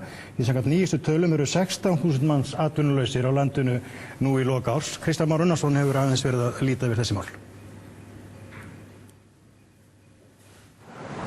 Í atvinnumálum hófst árið á bjartsýnis glætu þegar Össur iðnaðarráðherra mætti í janúar á norðausturhornið og boðaði olíuævintýri. Og ekki að ósekju því olíujafræðingar segja vísbendingar þvílíkar auðlindir á drekanum að helst megi líkja við Noregshaf. Nei, ekki svona endurreisn, sagði þá umhverfisráðherrann Kolbrún. Og þá er það ekki í mínum huga með því að fyrstu ákvarðanirnar séu svona stórar og grottalegar eins og olíuvinnsla á drekasvæðinu óneitanlega er. Íslensk skattalöggjöf sér til þess að svona grotta iðnaður helst viðsfjarri ef marka má skýringar sem umsækjendur gá á því hversna þeir hættu við olíuleitina. Norski olíumálaráðherrann samt alveg til í meira svona grottalegt fyrir sitt fólk. Flaug til Jan Mayen í haust og steig fyrsta skrefið í olíuleitu Noregsmegin drekans. Til að hefja endurreisnina mættu svo allir sem einhverju máli skipta til að undirrita stöðugleikasáttmála og Jóhanna skrifaði með þessi upp á að ríkisstjórnin myndi greiða götu stórframkvæmda eins og Helguvíkur og ryðja burt hindrunum fyrir 1. nóvember enda skildu álvers og virkjanaframkvæmdir leið okkur út úr kreppunni. Þetta var bara ekki það framtíðarland sem Vinstri-grænir lofuðu sínum kjósundum, ekki svona grottalegt. Svandís greip í taumana, sagðist vilja vita áður nú stimplaði háspennulínur hvaðan orkan ætti að koma og fekk yfir sig rosalega skammir. Fyrir norðan urðu líka ýmsir æfir þegar ríkisstjórnin vildi ekki skrifa upp á framhaldum Bakka. Ég hef ekki verið hrifinn af þessum plönum eitt risa álver sem ætti að sópa saman allri orku í Þingeyjarsýslu. En það væru kannski að koma gagnaver og kísilflöguverksmiðja. Svandís og Steingrímur fóru svo í Keflavíkurgöngu. Nei, þau löbbuðu víst ekki með núna. Þetta voru bara einhverjir Suðurnes sjó að tala atvinnuleysi, raunar það mest á landinu, 16% á Suðurnesjum nú í lok árs og fólki vildi fá ráðherrana með í taktinn. Ríkisstjórnin hélt þó áfram að smíða tónlistarhöll með borginni, hélt áfram að gera ferjuhöfn í Landeyjum, samgönguráðherrann sprengdi fyrir göngum fyrir Siglfirðinga og Bolvíkinga og fagnaði því að komast á malbiki alla leið til Ísafjarðar. Það kláraðist líka þessi fíni vegur til Austfjarða og svaka mikil steypa fór í Hvítabrú. En það gengur bara ekki að það koma nýjum verkum í gang, samgöngumiðstöð, vegagerð, virkjanir, allt stopp. Verktakar, kannski of grottalegir, létu þingmenn heyra það. Enda það í mannvirkjagerðinni sem atvinnuleysi mest og gjaldþrotin flest. Fall krónunar hresti aldeilis við atvinnuvegi sem afla gjaldeyris. Hrossin flugu úr landi fyrir miklu verðmætari evrur. Ferðaþjónustan græddi þótt ferðamönnum fjölgaði ekki neitt. Álverin og orkusalar sáu álverð rjúka upp. Sprotafyrirtækjum af ýmsum toga óx fiskur hrygg. Greinar sem allir voru búin að afskrifa, fiskeldið og lóturaræktin lifnuðu við. Hvalveiðar fór á fullt. Og sjávarútvegur mynti rækilega á sig sem helsti burðar á íslensks samfélags.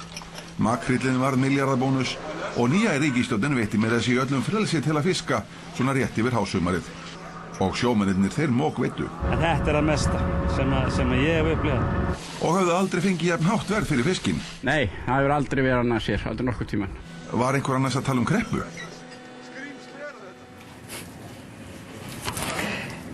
Já, hún Margrét Kristmannsdóttir sest hérna hjá mér, kaupmaður í 3. ættlið, framkvæmdastjóri hjá FAF sem Avena stofnaði það ekki? Já.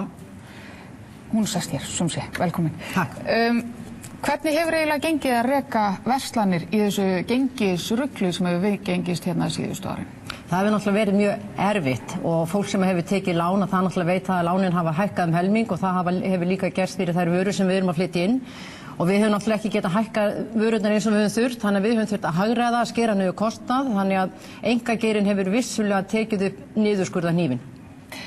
Það hefur verið dálítið svona þungt í þjóðinni, lundin þetta árið og sérðu, sko það kannski komin tími til þess að svona efla fólki aðeins bjartsýni. Sérð þú einhverju tækifæri í þessu ástandi, til dæmis fyrir konur til að koma inn í viðskiptin? Já, sko, það sem við heldum nú í haust þegar hruni var að eins og Jóhanna, okkar tími væri komin og það var mikið talað það að nú væri tími kvenna komin, að nú þyrfti að nýta krafta bæði kalla og kvenna, en því miður þá hefur það ekki gerst og ef að nýjustu tölur eru réttar þá sýna þær það að í nýstofnuðum fyrirtækjum að það voru konur 11% stjórnarmanna. Þannig að okkur hefur miðað aftur á bak en ekki fram, því miður.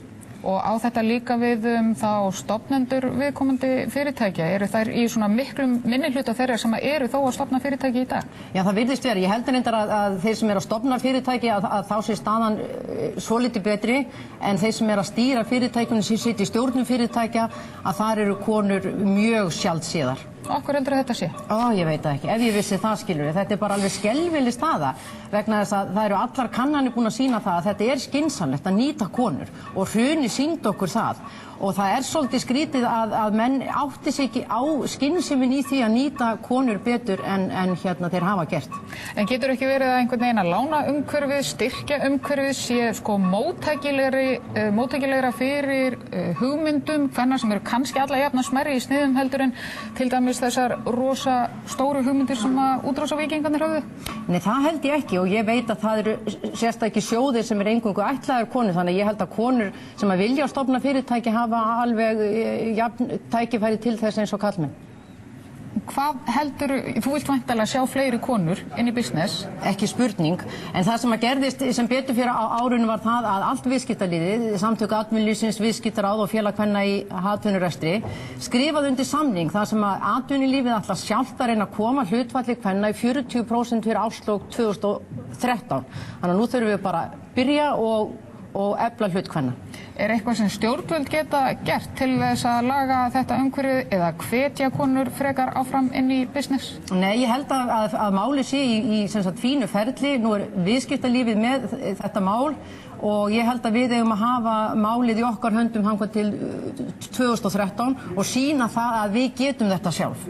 Án ríkisafskipta? Já. Þú ert þarna, eins og ég sagði, þú ert í 3. ættlið kaupmanna í FAF. Nú veit ég ekki, þetta eina búðin sem þið eru með? Já. Langaði ykkur ekkert út í meira, stærra, færa út kvíarnar eins og aðrir kaupmenn hér? Nei, sem betur fyrir ekki og ég held einmitt að fyrirtæki eins og ég að reka sem að þóttu kannski svona og 2007, að þetta eru í rauninni fyrirtækin sem að flesti vildu vera að reka í dag, en þess að þessi fyrirtæki standi yfirleitt mjög vel og þannig að ég alsæl að vera að reka mitt litla fyrirtæki vegna þess að við erum að gera mjög góða hluti. Segð mér að það hafi aldrei kviknað einhver svona ljósapera, heyrðu, jú, ég ætti nú kannski að fara til Danmörkur og kaupa nokkra ljósabúðir þar? Nei, en það sem að gerðist var það að stundum 2006 og 2007 að þá horfði maður í speil og sagði ertu ekki að fatta út á hvað viðskipti ganga vegna þess að við vorum alltaf að gera hlutina bara eins og við heldum að væri rétt en ekki að gera nákvæmlega eins og þú varst að lýsa og stundum leit maður í speil og sagði ertu ekki að fatta þetta. Heyrðu, ein spurning að lokum, er eitthvað sem þú vilt biðja formenn að gera á árinu 2010? Sýna samstöðu og vera ekki svona leiðinleg. Þau verða að reyna að rífa þjóðinu upp í það að sína svona baráttuvilja og þau eru búin að gera með sinni hegðun og eins og við erum kannski búin að fylgjast mér hér líka núna okkur hálf þunglynd og ég vil setja bannorð á orðið Icesave á árinu 2010. Nákvæmlega, Margrét, takk fyrir þetta. Og við ætlum að fara í stutt hlé.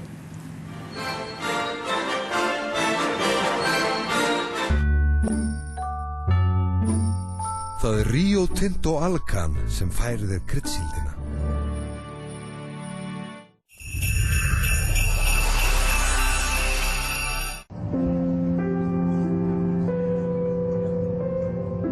Leið og ég stíg inn í vélina, þá er ég komin heim. Hér er fólk frá öllum heimshornum, en borð erum við öll Íslendingar. Því Íslendingar eru góðvanir og vita hvað þeir vilja, sama frá hvaða landi þeir koma. Berðu saman verð og þjónustu næst þegar þú flýgur. Icelandair. Vodafone kynnir. Hvernig heldur þetta lúkki fyrir kallinn? Kannski að koma heim með guggur og það er bara einhver sköllótt og gamall kallinn í herbyggi hjá mann. Já, eigum við að ræða það eitthvað nánar? Björn Freðarsson, sýnt í Sambíónum.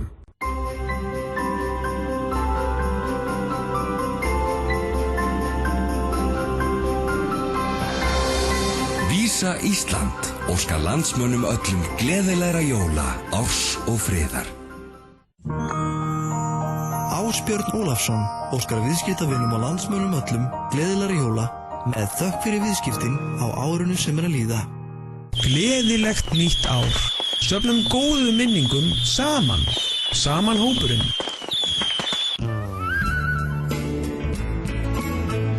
Jók í skápnum, alveg innst. Aldrei best mér, nokkurt ljós.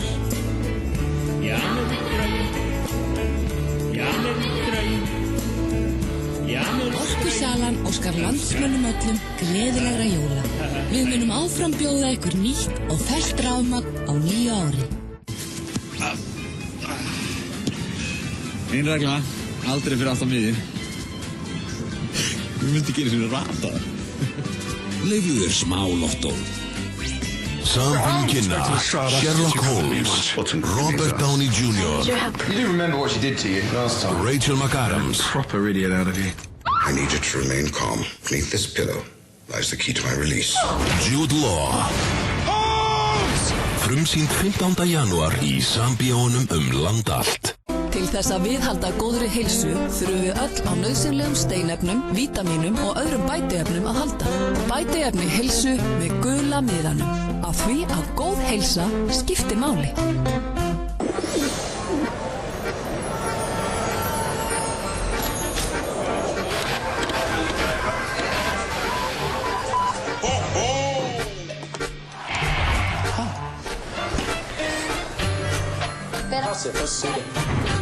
I'm good! Viltu vera epli? Ástríður, hvað er hérna árita blað? Blessaður. Því ég hér! Að íslenskri kallmennsku!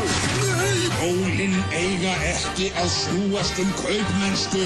Þetta er fjölskylduhátíð. Sagafilm óskar landsmönnum öllum gleðilegs nýs árs.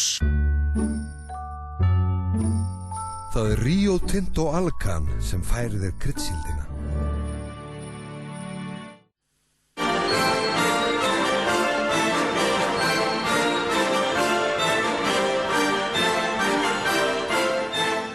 Já, hann hefur verið hlaðinn verðlaunum í gær og dag. Maðurinn sem er sestur við barborði hjá mér, þetta er Hilmar Veigar Pétursson sem rakar inn peningum að ég held á því að selja fólki tölvuleikinn eða netleikinn EVE Online. Hilmar Veigar Pétursson, velkomin.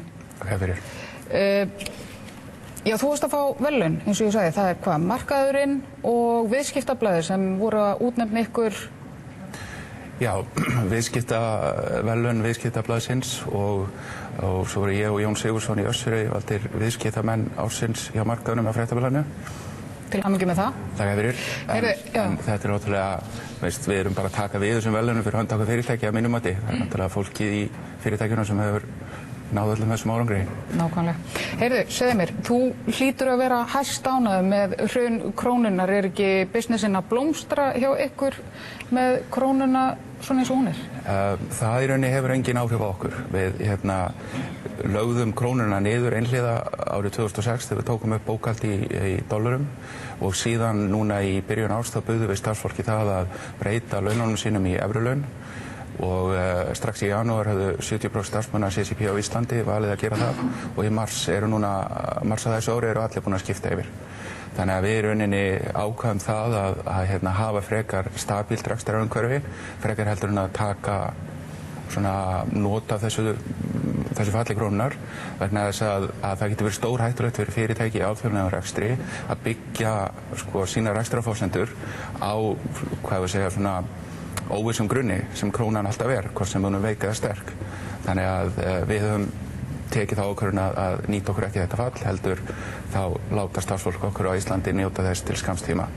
Hvaða leið sér þú, það hefur náttúrulega ekki verið stabílt rekstrarumhverfi hér á síðustu árum, hvaða leið sér þú til þess að stabilisera það?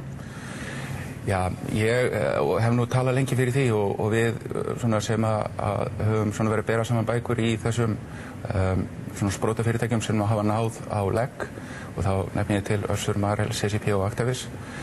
Við sem erum í forsvari fyrir þessum fyrirtækjum öllum sammála það að það sé best að setja krónuna á Ísland á einhverja leið þar sem við endum með Evrópusambandinu með evru. Er það eina leiðin að þínum mati? Það eru sjálfsagt margar aðrar leiðir en út frá hagsmuni þessa fyrirtækja og ef við viljum hafa fleiri fyrirtæki svona á Íslandi og þau nái á legg og geti vaxið og dafnað hér, þá það okkar mati að þetta sé besta leiðin. Ef þú ættir að biðja formenna eitthvað eitt verk á næsta ári, hvað myndir biðja að gera? Ég myndi biðja þá að kannski fylgjast aðeins með því sem að gerast á Íslandi ákveðum núna. Þeir eru svolítið að gleyma sér í ákveðnum málum og þeir eru að missa af uppbyggingunni. Núna alveg kraumandi undir sprotafyrirtækja framleiðsla út allar trissur á Íslandi og við njótum þessi og CCP að mikið af þessum fyrirtækjum kemur til okkar að fá ráð og hvernig við fórum að þessu, bara eins og við gerðum árum áður þegar við horfum til Össur og Marel, hvernig þeir fóru að sínum málum. Þannig að maður hefur þau forréttindi að sjá allt það sem í gangi og það alveg ótrúlegt hvað mikið gróska í gangi. Og hvað geta þau gert til þess að næra þessa grósku? Þeir geta bara aðeins fylgst með og sé hvað í gangi og passa sig að drepa ekki allt í endalausu neikvæðni hvað allt sé hræðilegt. Vegna þess að það alls ekki þannig. Það allt að verða æðislegt. Það bjart framöndan. Já. Takk fyrir þetta, Hilmar. Og við ætlum að sjá, við tókum saman nokkur gullkort frá ýmsum sem féllu á þessu ári og kíkjum á það.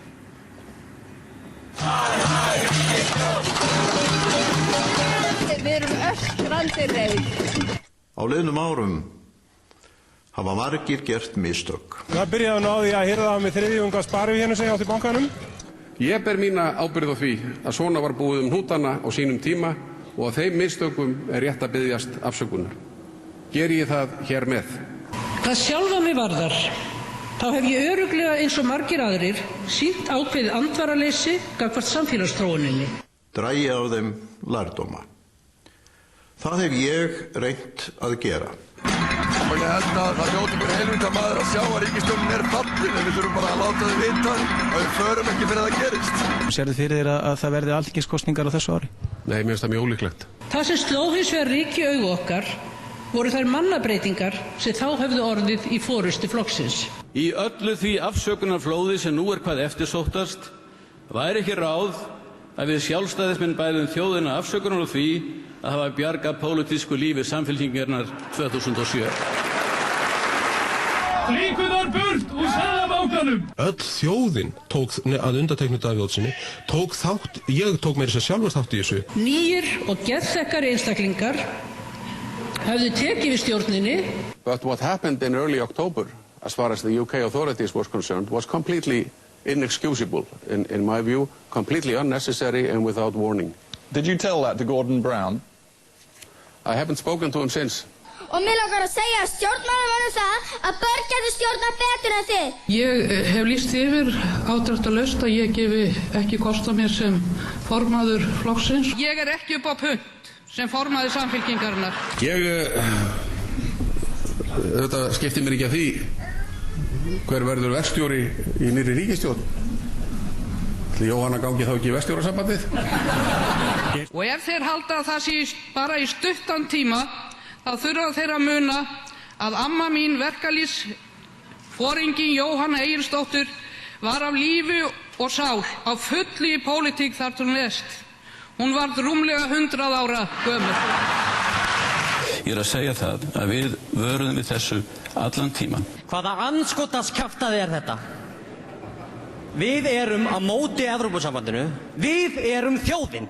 Svo bitu þeir höfuðið af sinni skömm og réðu lausamann og norska verkamannaflokknum sem ekki nokkur maður hefði heyrt minnst á, ekki einu sinni í Google sem þekkir þó marga.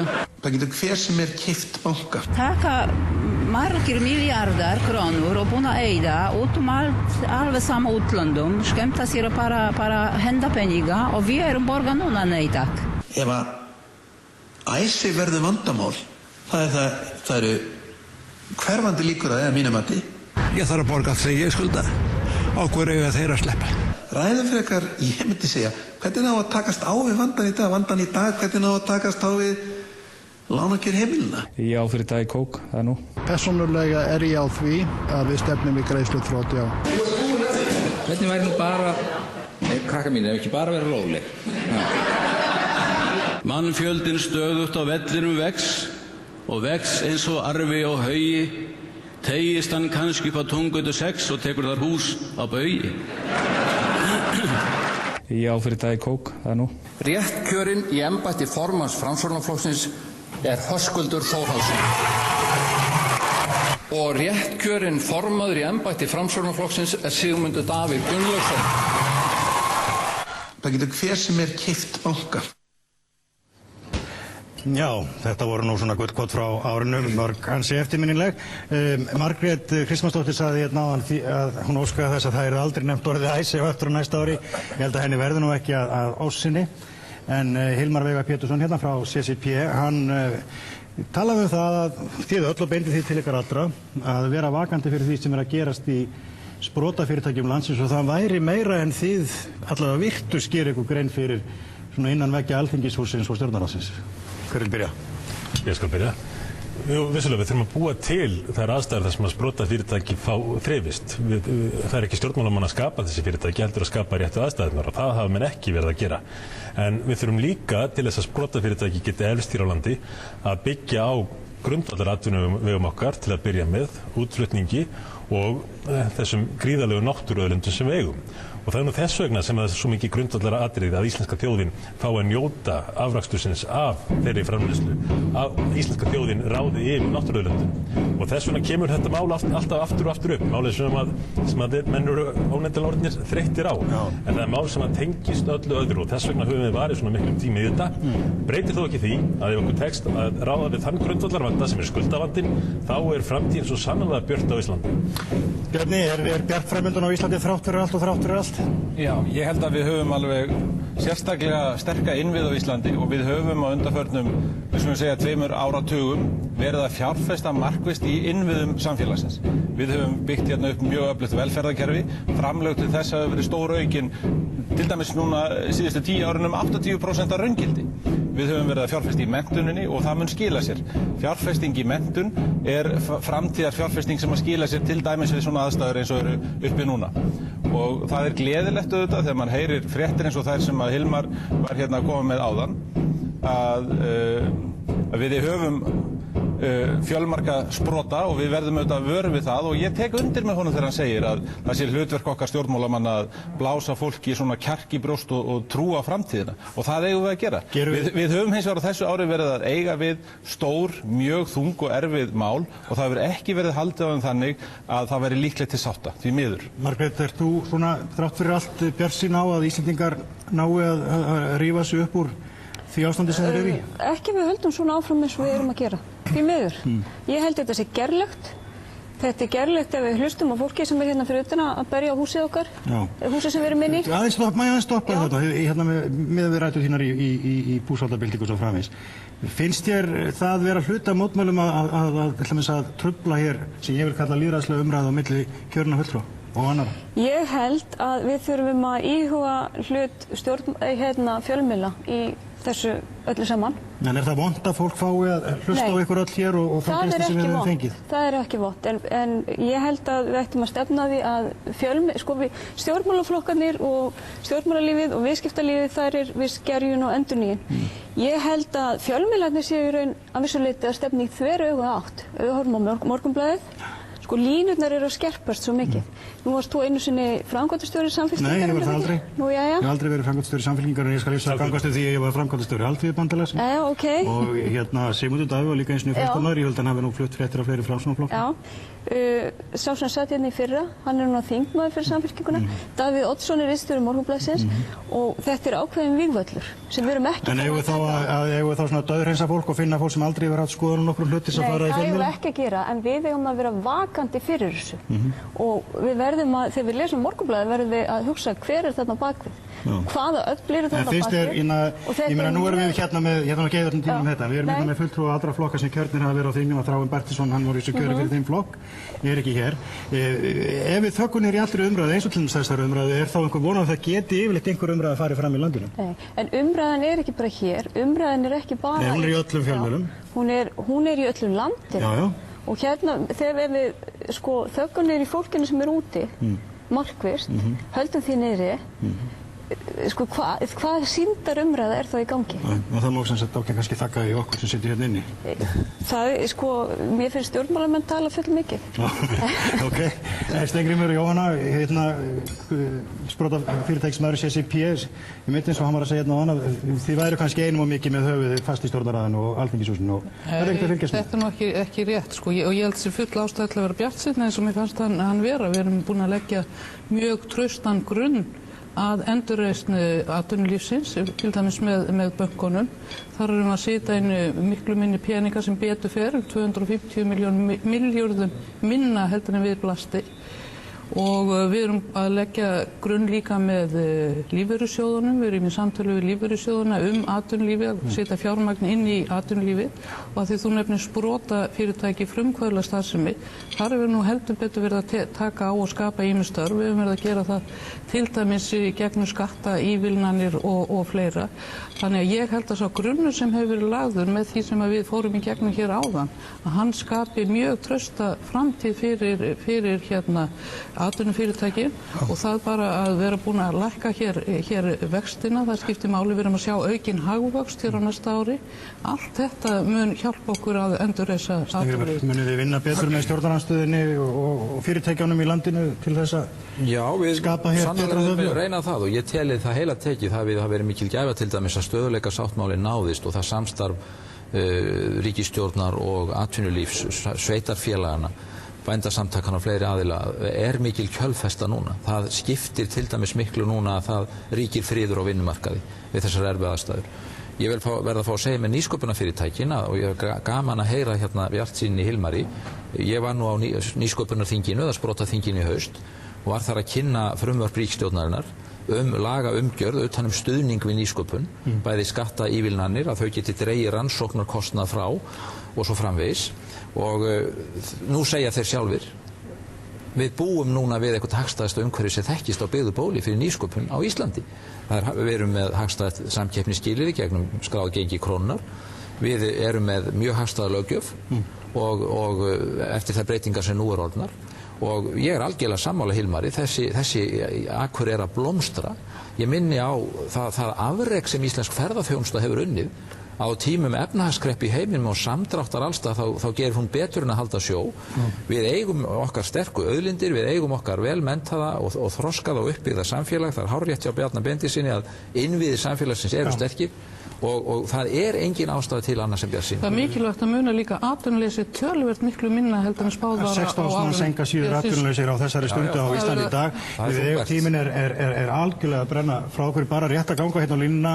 Hvað teljið þið, bara í 20 sekúndur eða svo, hvað telur þú, Sigmundur Davíð, og svo áfram hérna eftir borðinu, að verði stóra málið á árinu 2010? Skuldir heimilana og staða þeirra, það þarf að rétta þar verulega úr og það er búin að líða allt og langur tíma það sem menn hafi tekið á þeim vanda. En til þess að það sé hægt að taka á þessum vanda og öðrum verða stjórnmálaflokkar að vinna betur saman og þó að framsóknarmenn sé stundum gagnrýndir fyrir og sakar að vera neikvæðir fyrir það eitt að benda á hluti sem að síðan hafa reynst á réttir því miður, að þá höfum við aftur og aftur reynt að ná samstöðu. Byrjuðum með því að bjóða upp á minnihlutastjórn án þess að krefjast þess að taka þátt í henni og við munum halda áfram að þeirri braut reyna að vinna með. Bjarni Ben, hvað verður stóra mál í 2010? Það verða mörg stór mál, en það sem ég held að skipta okkur öll mestu er að við skiljum við það sem að liðið er. Að við notum tækifæri núna þegar rannsóknarskýrslan kemur og gerum upp við það sem að fór fram hér fyrir kosningar og leiddi til hrunsins og lítum fram á veginn og tökum höndum saman að byggja þjóðfélagið aftur upp. Ef okkur tekst að gera það á þessu næsta ári, þá held ég að okkur muni farnast mun betur heldur en að ella verður á næstu árum. Margrét Tryggvadóttir. Ég get tekið undir hvort þekkja. Okkur vantar þessa skjaldbók, þessa margbóðuðu skjaldbók. Þetta gengur ekki svona. Heimilin geta ekki greitt skuld sína. Við þurfum alvöru lausnir í þeim efnum, ekki einhverja bókhaldsbrellur. Ég býð spennt eftir skýrslu rannsóknarnefndarinnar og ég vona að þetta verði alvöru og það verði tekið af þessu alvöru. Vegna þess að við þurfum að læra þessari reynslu. Þetta er ekki til þess að hengja mann og annan, heldur til þess að læra hvernig við getum komið siðbúta að í samfélaginu. Takk fyrir það, Margrét. Steingrímur Viðar Sigurðsson. Sko, ég sé þetta þannig fyrir mér að árið 2008 var ár hrunsins. Árið 2009 sem við erum núna að kveðja var ár björgunaraðgerðana. Árið 2010 verður ár endurreisnarinnar. Árið þar sem viðsnúningurinn verður. Það er mikilvægt að við gerum allt sem í okkar veldi stendur á fyrirhluta ársins til að leggja grunn að því að mitt árið að svo þá verði sá viðsnúningur í hagkerfinu sem við erum að bíða eftir og við förum að sjá hagvöxt og bata. Ég held að þetta verða ár uppgjörs, ár endurreisnar og ár sátta í þjóðfélaginu og ég held að þetta verða ár mikilla umbóta í stjórnkerfinu öllu og í stjórnsýslunni sem að mun koma og við erum byrjað að vinna að og mun enn frekar koma í kjölfar rannsóknarskýrslunnar og síðan verður þetta auðvitað áframhaldandi glíma við að taka á skuldastöðu heimilana og fyrirtækjana og endurreisa hér allt atvinnulífið og aðstoða betur heimilin í landinu. Takk fyrir þetta, Jóna. Ég ætla að setja upp hennan fíblalega hatt hérna og vona að þið kannski gerir það líka, setja upp einhverja svona fíblalega hatt hérna til hérna áramótana. Kemur ekki til greina. Kemur ekki til greina, Margrét, en þú ætlar að setja þessi gleraugu. Þetta er frá Slysavarnafélaginu Landsbjörgu. Við erum að minna á það að nota hlífðargleraugu við skotdeildinni í kvöld. Segjum þetta gott hérna við borðið og gefum yfir á Eddu Andrésdóttur. Gleðilegt ár og takk fyrir gamla árið. Aldeilis frábært, svo mörg voru þau orð í kryddsíld dagsins og nú þegar rétt ríflega 8 klukkustundir lifa af árinu 2009 er auðvitað komin tími fyrir okkur til að kveðja. Við höfum verið hér í góðu yfirlæti í dag í Rúbín í Öskjuhlíðinni, hófum hér útsendingu hádegisfrétta og síðan kryddsíldar. Á meðan var dulítill búsáhaldataktur sleginn hér fyrir utan, táknrænn taktur ársins 2009. Það komin tími fyrir mig til að setja upp hatt eins og þau hérna gerðu við borðið. Við á Fréttastofu Stöðvar 2 ætlum að óska ykkur öllum gleðilegs nýs árs. Við þökkum ykkur góða samfylgd á gamla árinu. Vonandi verður nýja árið okkur bara gott og þjóðinni allri til hylla. Gangi svo hægt gleðina dyr í kvöld. Hittumst heil. Takk fyrir samverun í dag. Verið sæl.